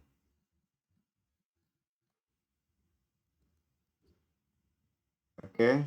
What I'm doing is I'm just pressing my cursor here. I'm pressing enter and then Control C and Control V. Okay. So you highlight it, press Control C, you place your cursor here, click enter and press Control V. Control C means copy, Control V means paste. Okay, so let me go ahead and change this one to 3 to perform. 3 should be multiplication.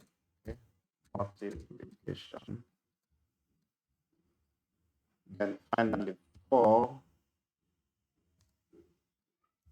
should be division. Division this way.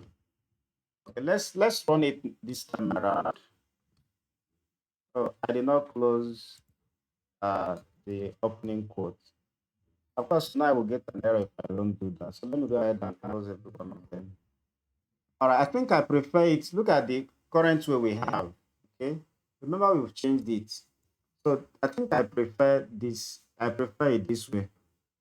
1 to perform addition, 2 to perform subtraction, 3 to perform multiplication, 4 to perform division. I think this one is clear. Okay, this one is clear. All right. Now, you see, the code I've already executed successful, and there's no way I can type. Even if I come here and type 1 and press enter, nothing happens. And we know the reason, because we have not built the calculator yet. Now, before we build the calculator, remember I told you before I use any new concept, I would like to introduce it. Okay. So, all this while we have been printing things here. I've been printing things here. But how can we get something from the keyboard? How can we get something from the keyboard? For now, I'm going to comment out this. Okay. We'll get back to it. I want to show us how we can get something from the keyboard. Let's say number. If I write number is equal to 2, okay, and I print it, I print number, it will just display 2, okay, nothing special. We have done this before. It will display 2, right? This one is not displaying because I've commented it out. We're already aware of that. Now, but let's say instead of printing 2 this way, okay, I will store I want the user to type the 2 from his keyboard. I want the user to type the value from the keyboard. Okay. Okay. Let me leave this one. Let me type number. Let me type number underscore keyboard. Okay. This one will be the one from the keyboard. Okay. Number underscore keyboard. Okay. Will be equal to get the value from the user. I will use input, meaning user, please input a value from the keyboard. Okay. I'll write a message for the user to know that he's supposed to input a value. So I'll type something like just a kindly message, please enter a value.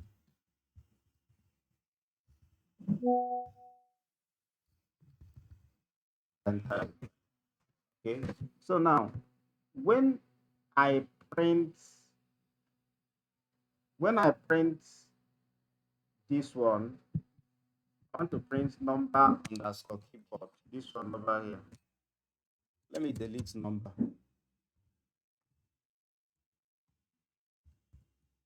number underscore keyboard. If I print it, that means whatever the user enters in, I'll print it.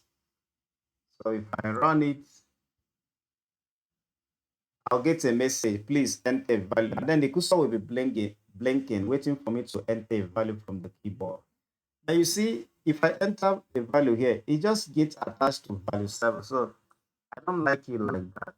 I want to make it in such a way that it will be more readable. I'll put a color here and the space. All right. And I'll rerun it. When I rerun it, I'm not going to get anything special, just the same thing again, except that the cursor now gives that space and then start blinking here. Please enter value. Okay, let me enter 6. If I enter 6, it will print 6. Okay, why is it printing 6? Because I'm printing what the user enters in.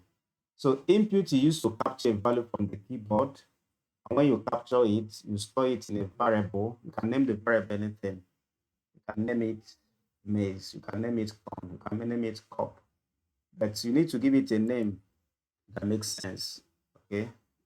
So I'm naming it number underscore keyboard and I'm just printing it. So I can just say you something like if I want to make it interesting, that is to print whatever user entered, I can say something like you entered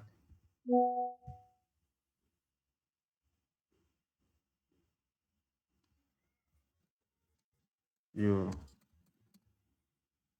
see, I can spell enter you and enter then colon comma this.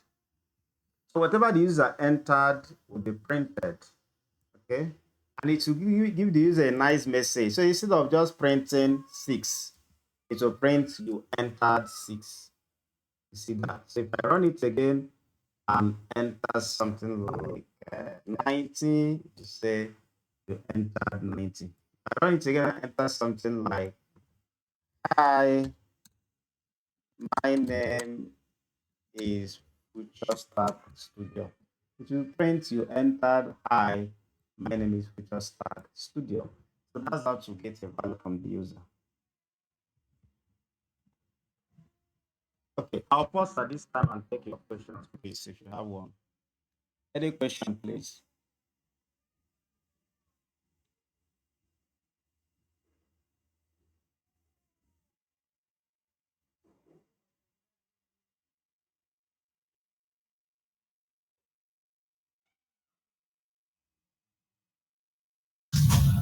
Hello, sir.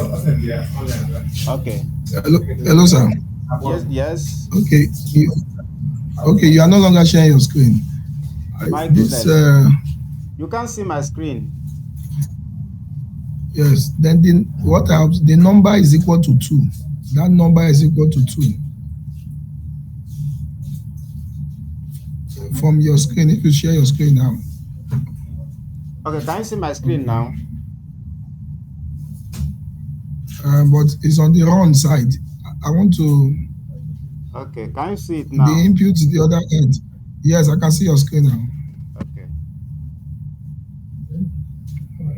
So, okay, I wanted to get this first input number is equal to 2. What's the implication? Okay, number is equal to 2.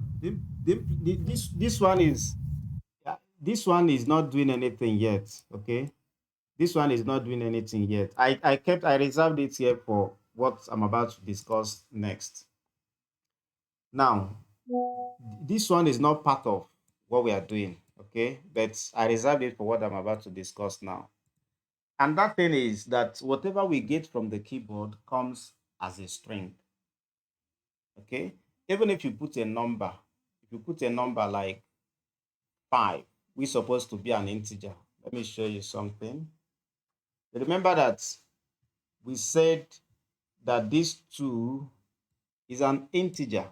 Okay, an integer is the whole number. We did it here. Number is equal to 2. We said this is an integer.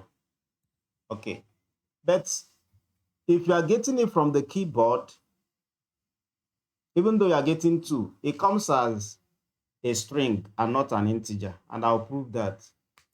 Okay, let's, instead of printing this, let's print, instead of printing this, let's print type. Okay, let me clear all of this. Let's print the type of the number from keyboard. Okay,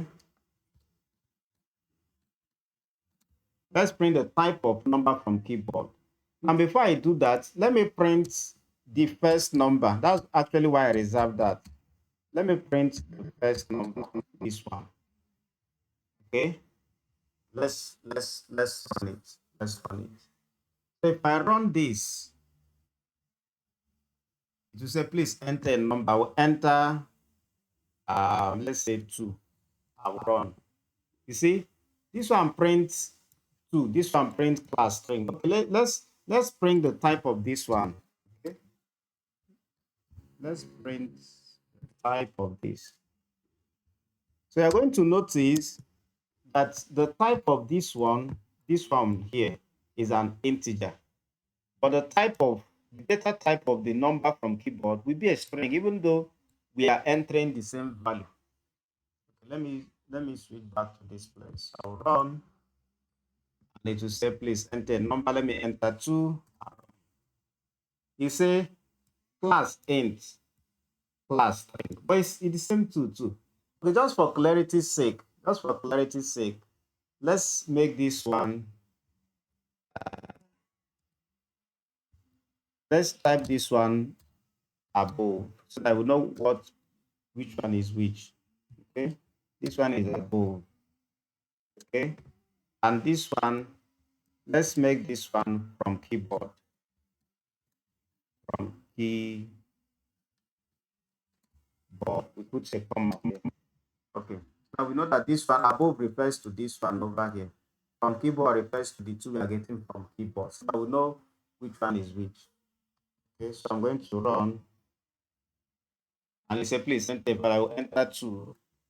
You see, above is int, but the one from keyboard is a string, but it's 2 that I type. So what does that mean? Whatever we get from the keyboard comes as a what? Comes as a string. It comes as a string, even though it's a number. You may be wondering, but why am I saying all of this? So why do we need to care? Why? Anyways, the reason why we need to care is let's comment this out. Let me show you something. Because if you don't get the type of data you need, or if you don't convert the data to the right data, you get an error. Let me show you an example. Let's create 2 numbers. Okay? Number is equal to input. Input. I'll write a friendly message. Okay, we usually use kindly or please. Okay, kindly, enter the first number. Okay, we put a comma and a space. Now, let me also create a second number. Control C, Control V, and I'll change this one to second number, and this one to second number. Okay, so let's sum it. Let's sum them. Okay, let's just write sum underscore. Now, the reason why I didn't just write, I should have written sum is equal to. And you notice that the color of first and second number, which are variables, are not the same thing with sum. Okay, sum is a keyword, just like print. Okay, so you don't usually like to change the Python keyword. So I will just write something like sum of. Okay, sum of these 2 numbers is equal to first underscore number space, first underscore number space plus another space, second underscore number. Okay, to see the value on the console, I'll type print the content of sum of. Okay, so let's type two numbers. Remember that we did this before. We did something like this before, but we defined the number, the actual number. Okay, okay. Let me go back to where we did that. We defined the exact number. Okay, it seems like I wiped it up. Okay, but this one we are getting the value from the keyboard. Now, if I run it to say kindly enter the first number, so I want to enter 5. Kindly enter the second number. I want to enter 5. Of course, we know that 5 plus 5 is 10. But if I run this, it will give me 55, which is wrong. Okay, I press enter. I'm pressing enter and I'm not seeing any result. Why? Why am I not seeing results? Yeah, actually, I'm supposed to see results. Okay. So you see, it gives me 55.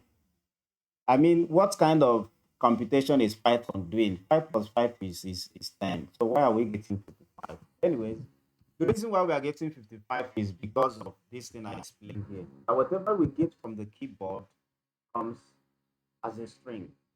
Okay. So if you put the first value here, 5, it will be stored here. You put the second value here, 5, it will be stored here. So 5, the first 5 in the first number plus 5, the second number, the Python will concatenate it. There's what we call concatenation. Concatenation is just to place letters or whatever you type side by side. Okay, so Python will keep the first 5 here and keep the second 5 here. So 5 plus 5 will become 55 instead of 10. And you may be wondering, but how can we fix that? Anyways, I'll show you how to fix it in a moment. But let me show you exactly what Python is doing.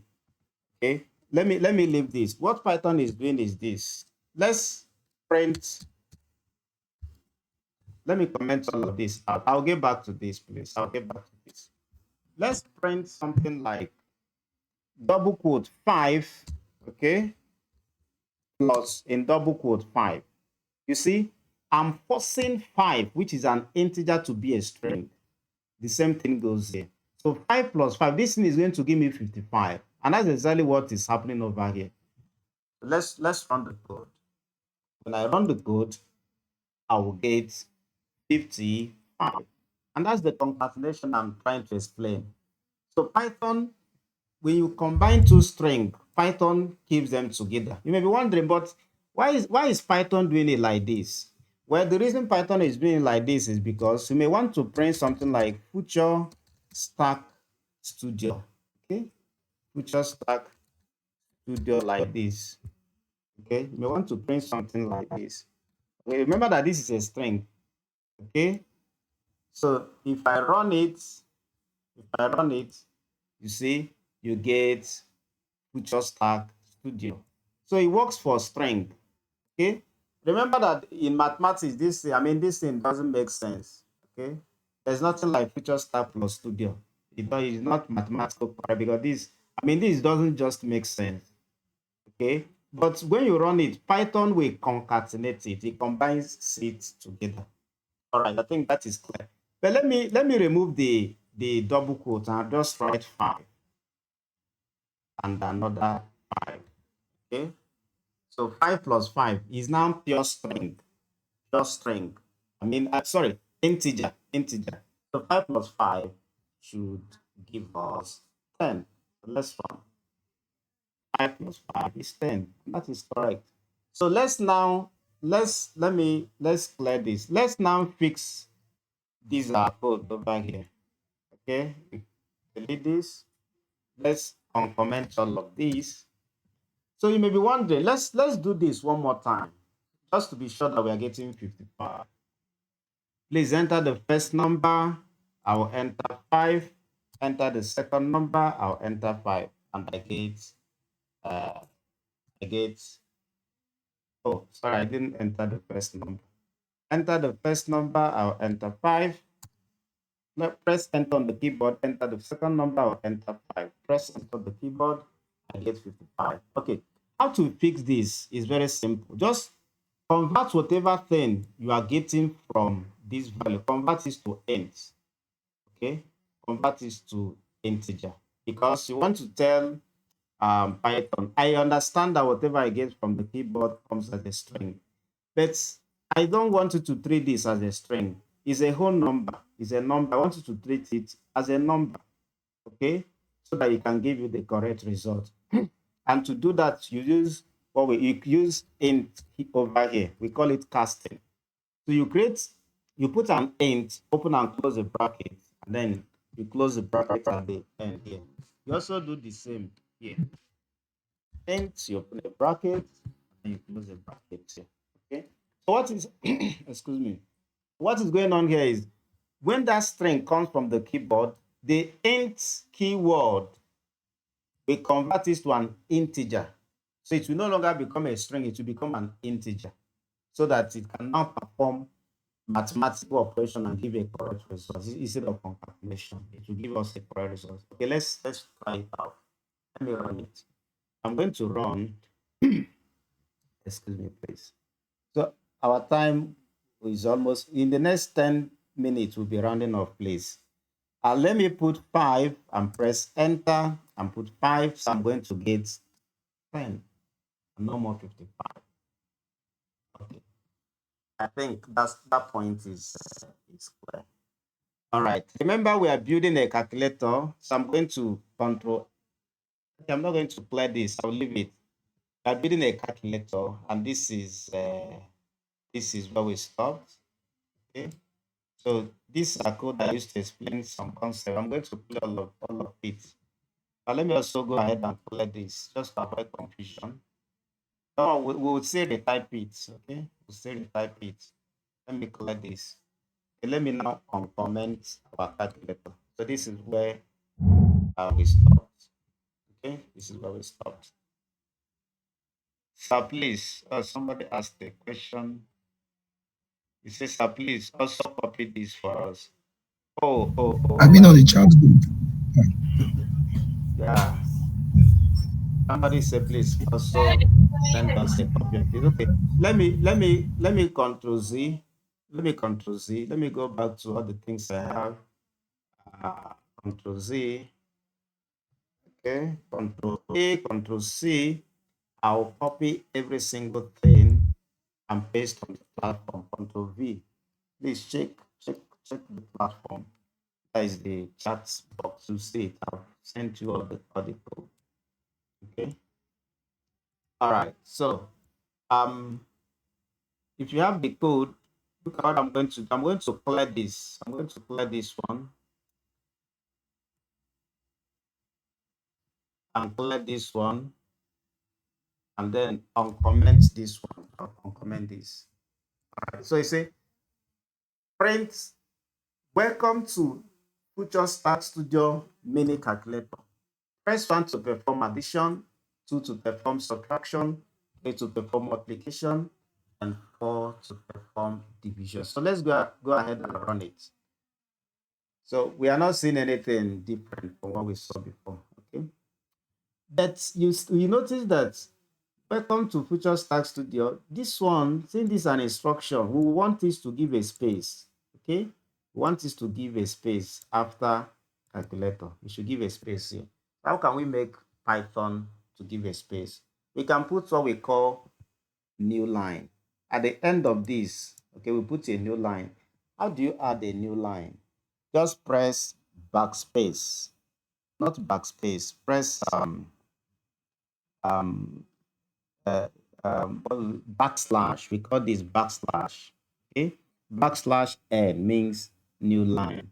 Where is backslash on keyboard? Backslash is above the enter key on your keyboard.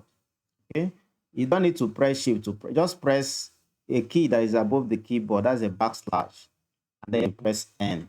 So let's run it and see if it will insert a space between calculator and then these instructions. So I'll run. Perfect. I see it has added this nice space for me so that I can differentiate my, like the, what do you call it? I can differentiate the title of my calculator and then the instruction. Okay. Now, let's continue with the calculator building.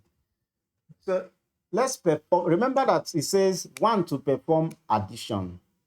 So we are going to use if statement to do that. We discussed if statement, right? So if I say if the user, so I'll write user selection. If the user selection is equal to 1, colon,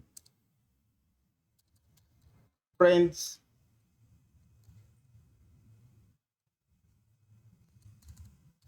addition. Okay. Now, if I run this code, I will get an error. And the reason why I will get an error is that I've not defined user selection. You get that? Okay, so let's define user selection here. So say user underscore selection is equal to, remember that the user selection, we get it from the keyboard. Okay, so is equal to input in bracket, right? Please.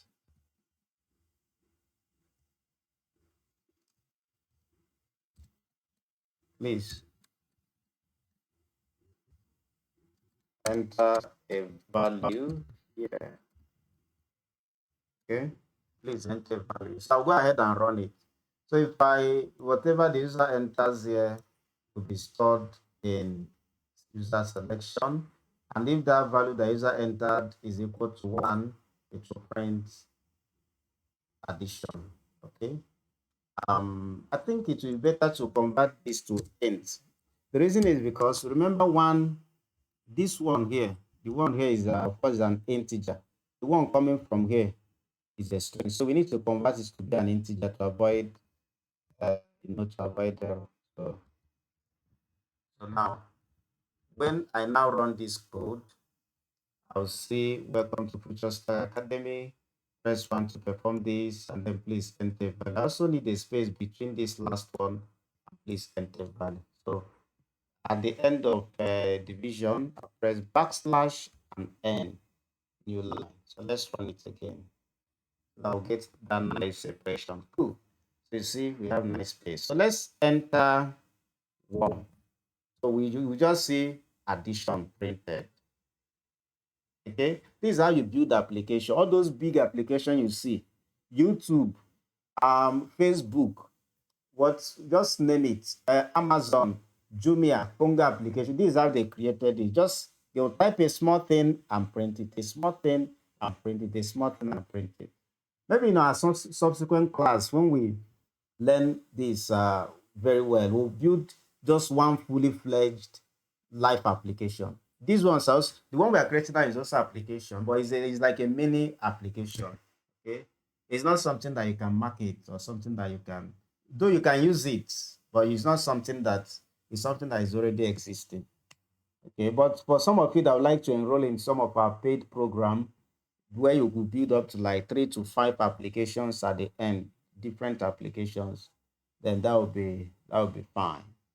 Okay, but if you're not ready for that, there's no problem. Just look forward for more of our free classes. Then if you're ready, I think it will give you more edge. You tend to move faster in this career if you find this interesting.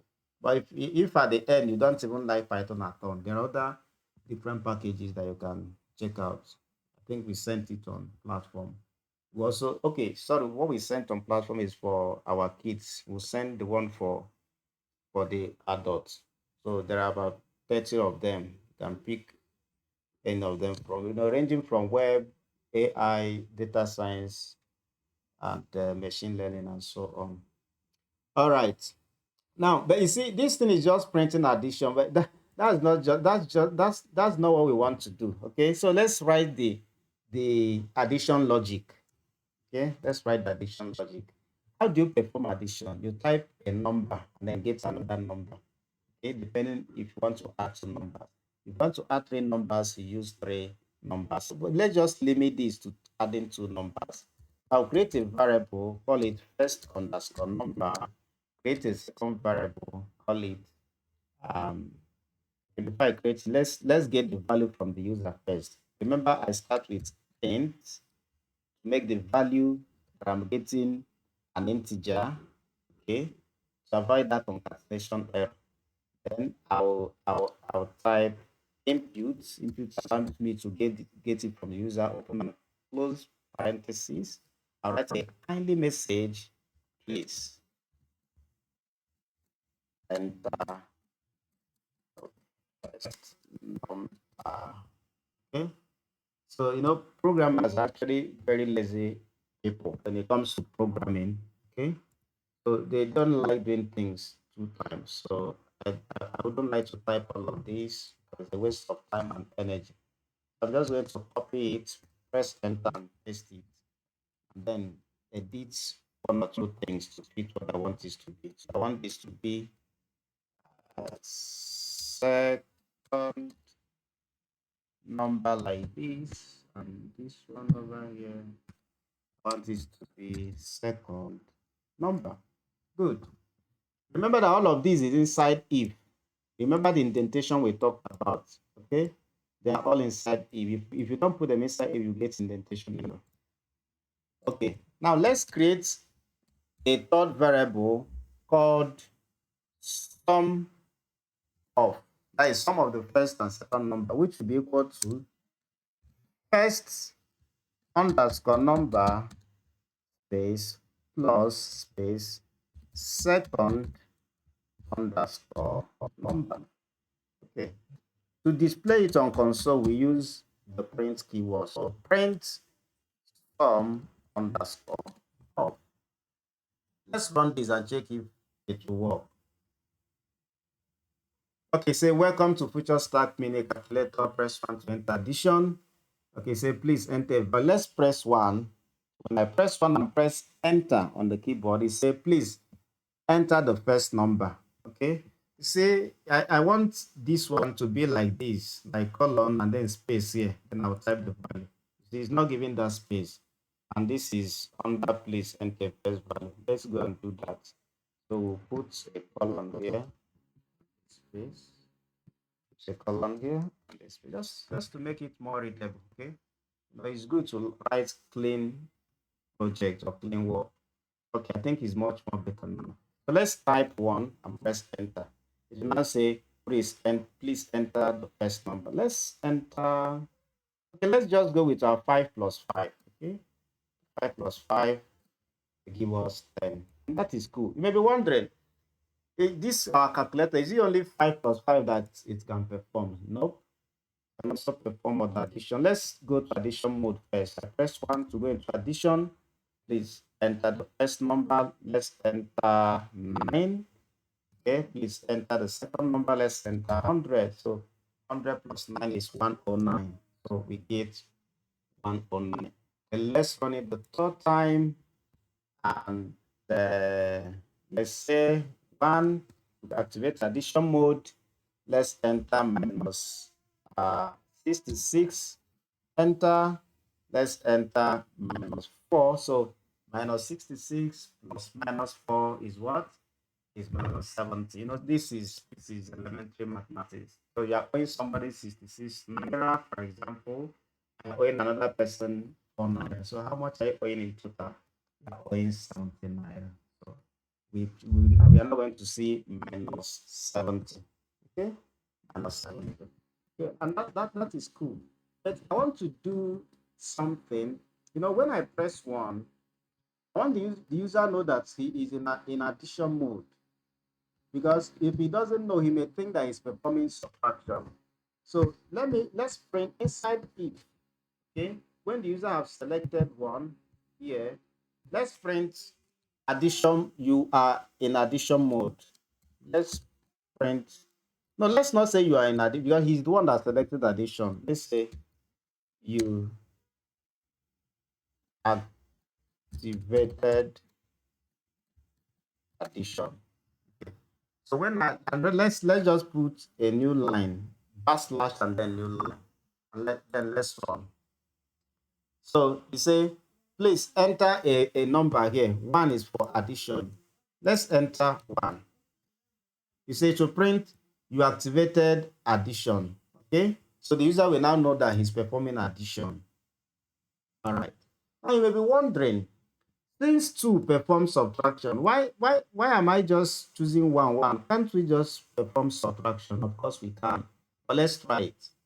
If I enter 2 and run, the code executed successful and it didn't take me into subtraction mode. Why?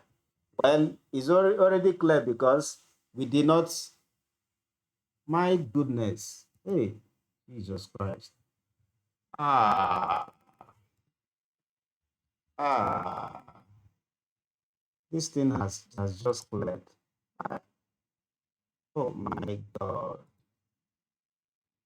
This is one thing with using online platform.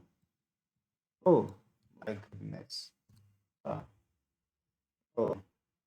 Okay, let's just be fast about it. Print, welcome. Please, sorry about that. I don't just know what I pressed, and I think I pressed the back this thing and it just led it refreshed my site. Welcome to Future Stack Studio. And please, by tomorrow we'll set up this locally. We'll not use online version again. Please just try to join in time tomorrow. I will set it locally to avoid all this mess. Uh, let- okay. Reason why we use this one in the first place is just for it to be fast. Okay, welcome to Just Tax Calculator. Remember, this is press 1. Oh, I need to put this in double quote. Press 1 for press 1 for the press 1 for addition. We used to perform addition before. But let me just say for addition. To avoid long grammar, just 1 addition. See, I can't really spell today. 1 colon addition, and then to C, Control V. Let's just make it like empty stuff. Just short message to avoid long and big grammars. Okay. So 2 is for subtraction. 3 is for multiplication.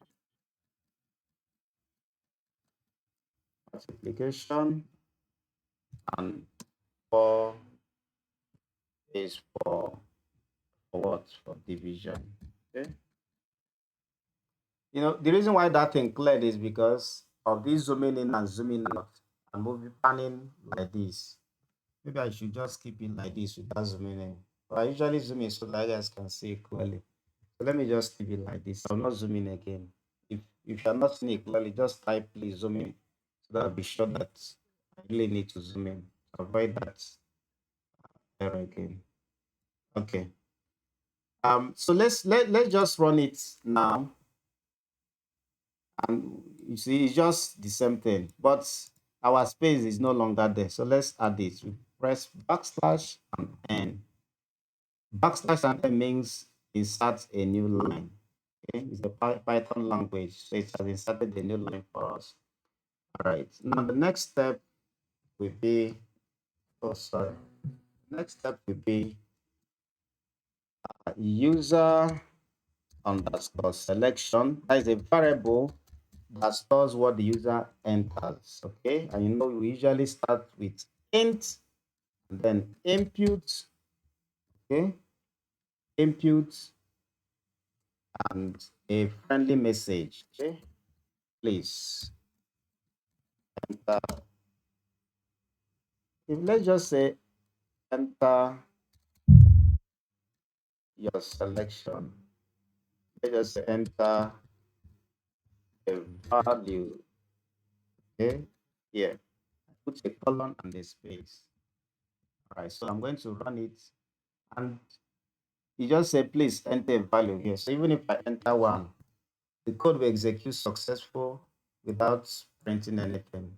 Let me check if there's any person. Okay, somebody say mine is not giving me a final answer. Yeah, please just calm down, Hannah, please. You see, I started from the beginning, so just follow me. You can comment on the previous code that you have, and just let's start from the beginning. Or you may leave it and wait until I get to where you stopped, whichever one you prefer. So I pressed one, the code executed successful, but I didn't perform addition. Why? Because I've not added addition logic. And again, there is no space after division, and please enter. So at the end of division, just to make our code neat, okay, we put backslash new line. When I run it, I get this nice space here, okay? And if I enter one again, nothing happens. So let's make something to happen when we enter one. That's how we create our addition logic. And how do we do that? If the user, okay, if the user selection, whatever the user types on the keyboard is stored in user selection library or rather variable, which is over here, if what the user selected is equal to, the way you write is equal to is double equality sign, not single. If you use single equality sign, you get an error.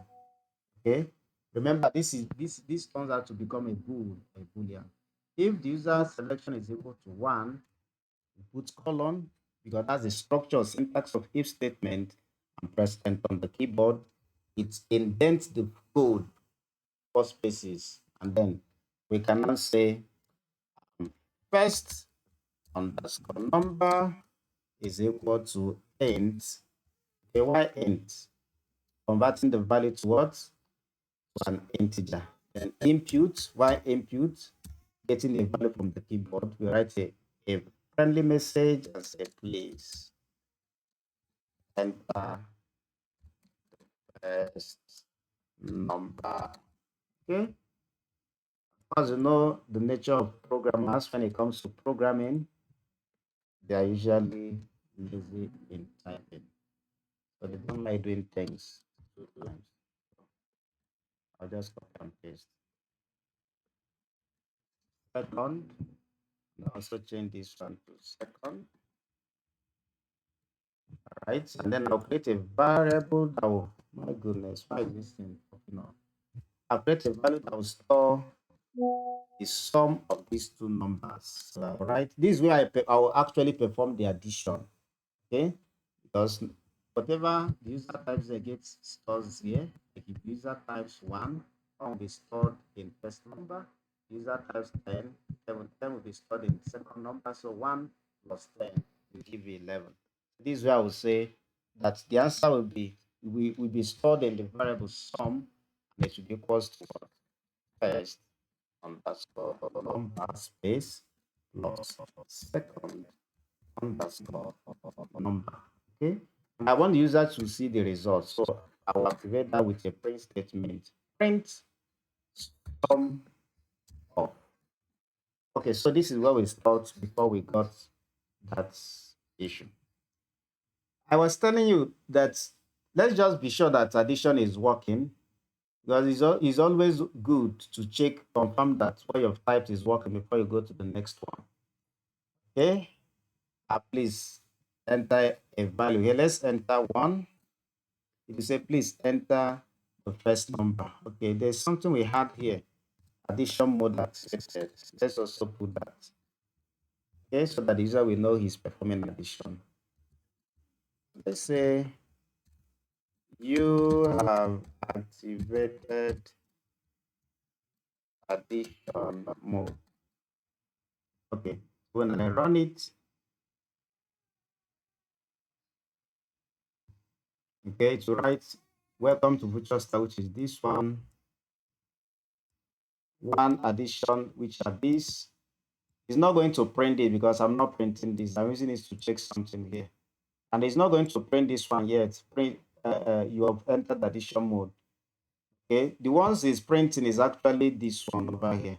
Please enter a value. It's only when I enter a value here, let's say 1, that it will now run this code. So it's waiting for me to perform an action before this code can be run. So Python code runs from top to bottom or from top to down. If I enter 1, press, if I put 1 and press enter on the keyboard, it will say you've activated addition mode. Please enter the first number. You see, I need a colon here and the space, then a colon here and the space. So let's run it one more time. Okay. Okay, let's put 1, enter. You've activated addition mode. That is okay. I'll enter, let's say 50, press enter again, plus 50 to give me 100. So I got 100. Now let's say we know that 2 performs subtraction. Let's try to select 2 and see what will happen. So if I press enter, you see, nothing happens. And the reason is because I've not coded that. So what I'm going to do is I'm going to write a subtraction logic that if the user selection is 2, perform subtraction for me. And I know many of you already know how we can do that. So I'm just going to copy line 10 through 16, Control C. Okay, because we don't like suffering, like personal. Control V. Okay, so I'll change this one to what? To 2. Okay, so this one is now 2. The first number will still be first number, second number will still be second number. But this one will no longer be sum. Why? Because I'm no longer perform addition. I'm performing subtraction. Okay, and subtraction is the difference, like difference between 2 numbers. So I'll write this variable difference. Okay, and instead of printing sum here, of course, you know I'm going to print difference. Difference. Remember, if you don't spell this correct, this must match. Okay, so if I do this, it will now perform subtraction, but it's going to perform addition. Why? Because I still have plus here. Okay, so I'll remove this one and put minus. Okay, just to tell Python I'm performing subtraction here. Okay, let's run it next time. And let's select 2. You see? You have activated subtraction mode. No, okay, yeah. Thank you so much. You have activated. Thank you so much. I think we are really following. That means I have to be faster. No, I think I'm over explaining. You have activated subtraction mode. So let's run this and put 2 now.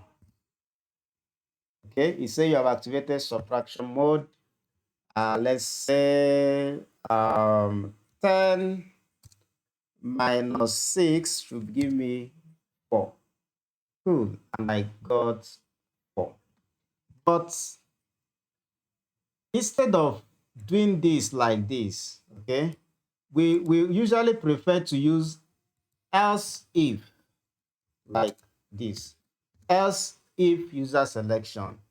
Okay. In Python, you call it elif. That is to say, if the user selects 1, run this one. But if the user selects 2, run this one. If you use if, it will still work. But the best structure to use will be elif. El meaning else. If is if. So let's run it one more time. And then select 2 for subtraction. You have activated subtraction mode. We select 6 minus 2 is 4. And we got the same thing. Okay, let's quickly do multiplication and division. Control C. Please, sorry. Can I just ask a question, please? Yes, please go ahead. It's, anytime I enter my value, that's that first value when you use that selection, whether it's 1 or 2, it just tells me code execution successful. It doesn't tell me, doesn't bring out the next thing, which is you have activated addition mode. It's not showing me that one. I don't know why. Okay, let me see your code. Control C. Yeah, let me even go ahead and share this code so that some that are unable to type it can copy and run it. Please check the platform. You're supposed to have that's not the reason. I've It's not sent the after code. tonight. I press enter. It's supposed to show me print. Okay, so I've stopped sharing. Please go ahead and share your screen.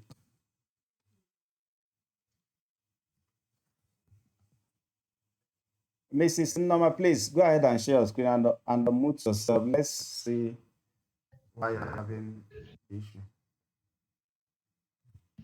Okay, I'm saying that. Sorry that it will take a while because I wasn't.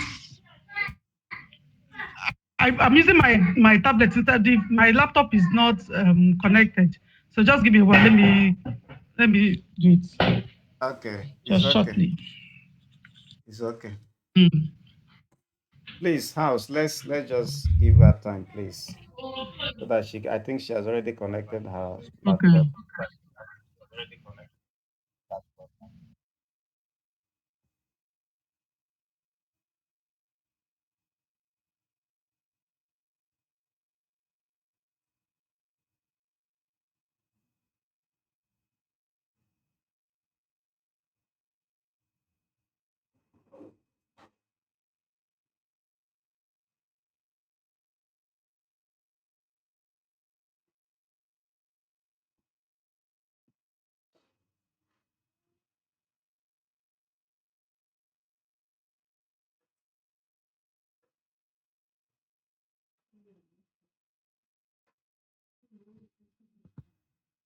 Sorry, where am I? How can? Okay, you will see an arrow. You see an arrow with a inside a small white box. That's screen share. Okay. Yes. Mm-hmm. Yeah, we can see your screen. Okay, go ahead and run it. Let's see the Mm-hmm. issue you're having, please. Like, okay, let me run again. If I press one, enter, it just says code execution successful. Okay. Code execution successfully. Okay, so why are we having that? Now, the reason why you're having that is because of the int issue. You see, the one you put is actually a string. Look at line 48. You did not convert it to an integer. So Okay. one is not equal to one. Yeah. Yeah. So you need to write int exactly. Then check again.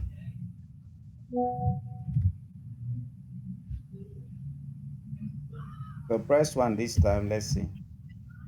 You have Good. activated addition mode. That's what. Uh-huh. Okay. You're welcome. Thank you. You're welcome. You Okay. can stop screen share. Let's continue. Please, is there another person that has issue? Let's fix your code before we continue so that we all can be on the same page. If you don't have issue, just if you want me to continue, just type right on. Okay, Hannah said would like to participate. Hannah, do you have any question, please? You are raising your Yes, hand. I'm also having issue. I'm also having issue on that line 48. It's showing me error. Okay, please go ahead and share your screen. Let's fix it so that we all can be on the same page. Okay. Class, please, we are almost rounding off. Multiplication and division, you can go ahead and create it yourself. Okay. Before we do it, I'll use just 3 minutes to do it before we round off. But you can do it using the same pattern we have been using. Then if it works fine, just type working, done. If you have created a multiplication and division, type done. Okay, let's see Hannah's screen. Please go ahead and share your screen. Yeah, I'm showing you. Yeah, we can't see the screen. Or is it only me that is not is there anybody that is seeing her screen? I'm just sharing my screen now. Can you see my screen? Yes. Okay, so that's how to share screen. Just try to fix. Once you fix it, you let me know. Let's continue, class. Please, thank you so much for your patience. All right, so let's do for subtraction and division. Control C. Okay, enter. I'll come over here. Control V. So as if user selection is stray, you want to perform uh, multiplication.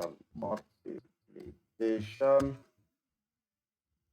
like this, and you say enter the first number, enter the second number. So here will be The answer we get after multiplication is product. So I'll make this to be product. And then this one will be multiplication symbol. You get multiplication symbol by pressing shift 8 on the keyboard. Shift and then the number 8. Okay, that's how to get this asterisk symbol. That's the all right. So I'll change this one to product. Okay, and then let's also do division. Control V. As if user selection is 4, you have entered into division mode. Okay, division mode, and this will be first number divided by second number. Answer we get after division is called quotient. Okay. You may be wondering, must we name this like that? No, you can name this anything. But whatever you name this, you must print exactly the same name. Okay, so I think we have completed that. Let's run it now. Okay. Addition and subtraction is working, so let's test for multiplication and division. So I'll press 3, you'll activate the multiplication mode. 8 is the first number, the second number is 8. 8 times 8 is 64. So we should get 64, and that's exactly what we got. Let's test for division. We enter division mode with 4, enter, you've activated division mode. Let's say let's say 8 divided by 4 is 2. Okay, so the answer should be 2. But we got 2.0. Okay, so whenever you perform division, automatically it returns a float data type. Okay, it returns a float data type. Now, before we conclude, you may be wondering, what if the user enters another number, let's say 5. Okay, the user enters a number 5. What will happen? You see, the code will execute successfully. So, but what we want to do is, if the user enters any other number apart from 1, 2 to 4, we want to tell the user the entry is incorrect. Kindly enter a number between 1 and 4. Else, so we'll capture this under else. That means if the user did not enter 1, 2, 3, or 4, we should So we print. can see your screen, no. My goodness. Yeah. So We sorry can see your about that. screen. Please. So sorry about that. Let me share.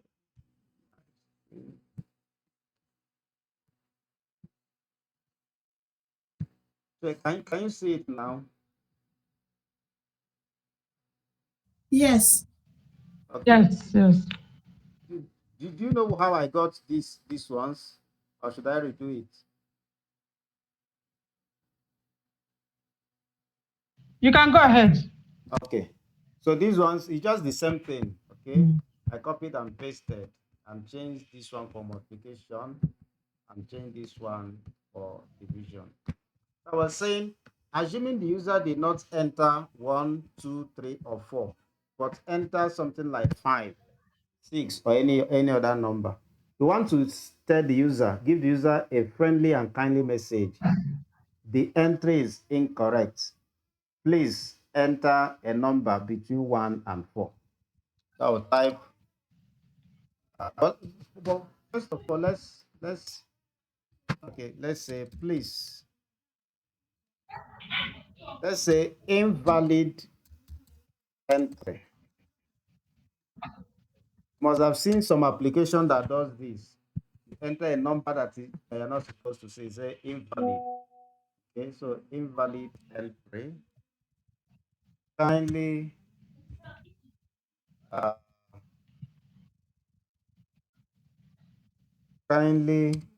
Uncle, where are you going to? kindly enter a number between 1 and 4. Chima, come and carry your brother, because Okay. Let's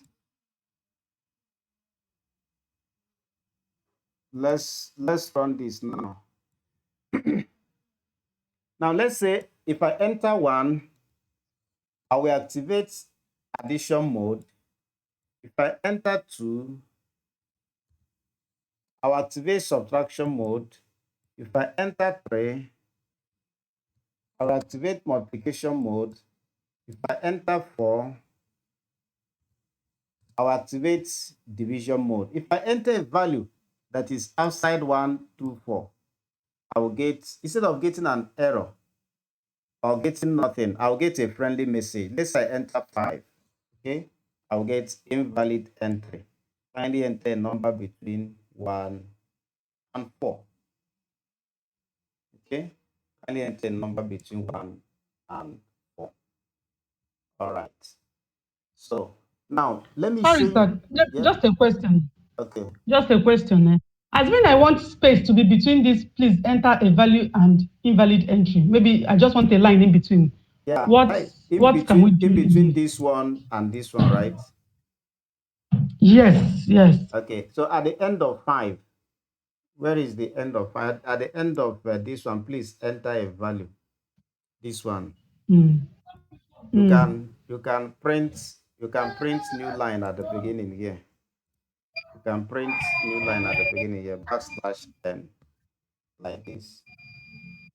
Okay. Or you can, if you want this to appear in every one of them, you can go to where you have that code. Please enter a value. This is where we have it, and put a backslash. Okay. Yeah, and put a backslash. If I run it now, it should put. Okay, it put this inside a new line. We don't actually want that. We don't want it to be there.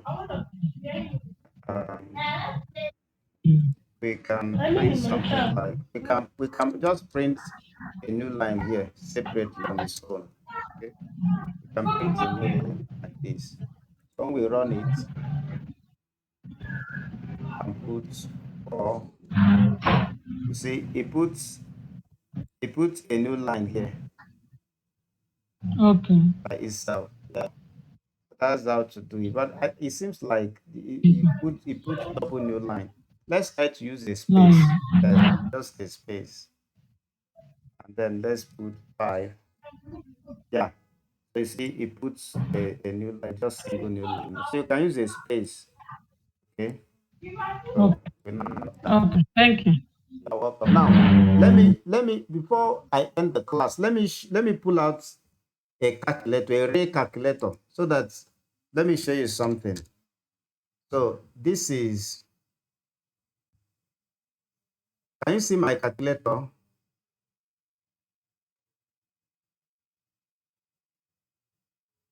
Huh? Can we see the calculator I'm displaying? No, I'm not seeing any calculator. No, I don't see it. Okay. Let me share. I think I'm sharing the wrong screen. Check. Can you see it now? Yes. Yes. Okay. Now, you see, if we press 8 divide by 2, we get 4. Now, if we press 8 divide by 0, what do we get? 8 divided by 0, what's the answer? Well, it will give us an error. It say cannot divide by 0. Remember that 8 divided by 0 is not the same thing as 0 divided by 8. 0 divided by 8, okay, is 0. But 8 divided by 0 is an error. In mathematics, they say it's indeterminate. So, but this calculator, this is a calculator on my laptop. The people that we can create something like this, okay? We can build something like this from scratch. It will be exactly like this, okay? Now, but this calculator, instead of giving you an error, it say cannot divide by 0. So we want to make ours like that. Okay. So first of all, let me share uh let me share the correct screen. Where is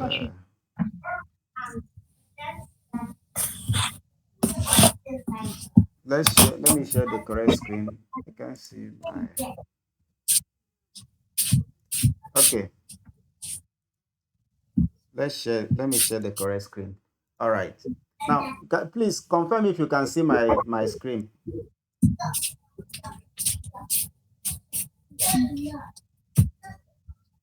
Can you see my screen, please? Yes. All right. Now, let's try to divide by 0. Please enter value. Let's enter division mode. I'm on division mode. Now, let's do 0 divide by 8. That will give us 0. Okay, 0.0, which is 0, as we saw. If we want to get exactly 0 instead of 0.0, we can convert this to an int. Okay, because division by default returns floats. When we convert this to an int and we run the 4 and we say 0 enter divide by 8 will give us 0. So you see, we just got 0. Okay. But the issue with making it int, the issue is making it int is if we divide a number that will give us a decimal point, like if we divide 4 by 5, okay? If we divide 4 by 5, 4 divided by 5 is I think is 0.8, right? So instead of getting 0.8, we'll get 0. See that? We get 0 instead of getting 0.8. And the reason why we are getting 0 instead of 0.8 is because we are cutting off the decimal part here by using int, by using integer. We are cutting off the decimal part. So we don't want that. This can be a float. Okay? It can be a float. Okay, so if I now run, I'll still put 4 and 5 again. I will see that I will now get 0.8. I'll put 4 to activate division mode and then put 4 divided by 5. Okay, so I now get 0.8. All right. Now, what if I say what I just showed you in calculator? We do 8. Sorry, we need to enter into division mode. We do 0, okay, divide by 8. That is 0, 0.0. Let's do 8 divided by 0 and see what it will give us. Now, to activate division mode, I will select 4. Okay, sorry, I didn't know what I pressed. I pressed 4, enter. I'm now on division mode. Please enter the first number. Let me enter 8 divide by 0. If I run this, I will get a big fat error. And the error will be division by 0 error. You see, I get error. What's the error? 0 division error. Division by 0. Okay? Because there's no computer on earth currently that can perform a number divided by 0. In mathematical world, such solution doesn't exist. They call it indeterminate. Now, but this thing breaks our code and gives us this big error. We don't want this. We want to handle this error gracefully. Okay, we want this to run without giving us error. And if you check the code execution, you say code exited. That means code stopped with an error. We don't want that. We don't want our when you build the application for your client, you don't want it to break. Even if error will be there, you want the application to handle gracefully without giving the user error. Just think of you are using YouTube or Facebook app, or you are using, let's say Zenith app for those of us that have Zenith Bank or any other app, and then you run it and get error, and you'll not be happy about it. So as a programmer or as a developer, you need to handle that error so that the user will see a friendly message, even though error is happening, but he will see a friendly message that will make him to use the app without complaining. Okay. So what we are going to handle that error, what we'll do here is we'll say something like, we only want to perform division if this denominator, okay? I hope I'm not speaking mathematical jargon here. You're a mathematician. If I say 7 divided by 9, the first 7 is the numerator, the one on top. 9 is the denominator, the one on the bottom. Okay, so the denominator, if it is 0, that's when we get error. And remember that the denominator is this second number. Okay, so let's use if statement to handle that. So we want to say, if the denominator, which is the second number, second underscore number, if the denominator is equal to, is not equal to, remember I told you that not equal to is exclamation mark and equal to like this. If it is not equal to 0, okay, we discussed this before. Let me show. Oh, the thing wiped out. Okay, but just know it. Okay, so if it is not equal to 0, that's only when we want to perform this division. Okay, remember you need to indent 4 times. All of this is inside this if statement. Okay, so this if statement is inside this F is the division 1. The division 1. This one is this. Don't go and start it at the beginning. If you start it here, it will not work. So you have to start at the same line with these ones over here, because it is inside division. Okay, it's inside division. So if it is not equal to 0, that's only when we want to perform division. Now, if it is equal to 0, else, that means if it is equal to 0, if the denominator is equal to 0, we want to print a friendly message, just like the calculator I show you. Cannot divide by 0. Simple. Okay? Instead of giving the user a big fat error, just like what we are seeing here. So let's try it again. I'm going to run, and it's taking time to load. Let's give it time. Okay. So we select 4 to activate division mode, and we press 9, just any number, it mustn't be 8, divide by 0. So see what will happen. You see, he wrote cannot divide by 0, and the code executed successful. So it did not execute with error. Why? Because I handled the error gracefully.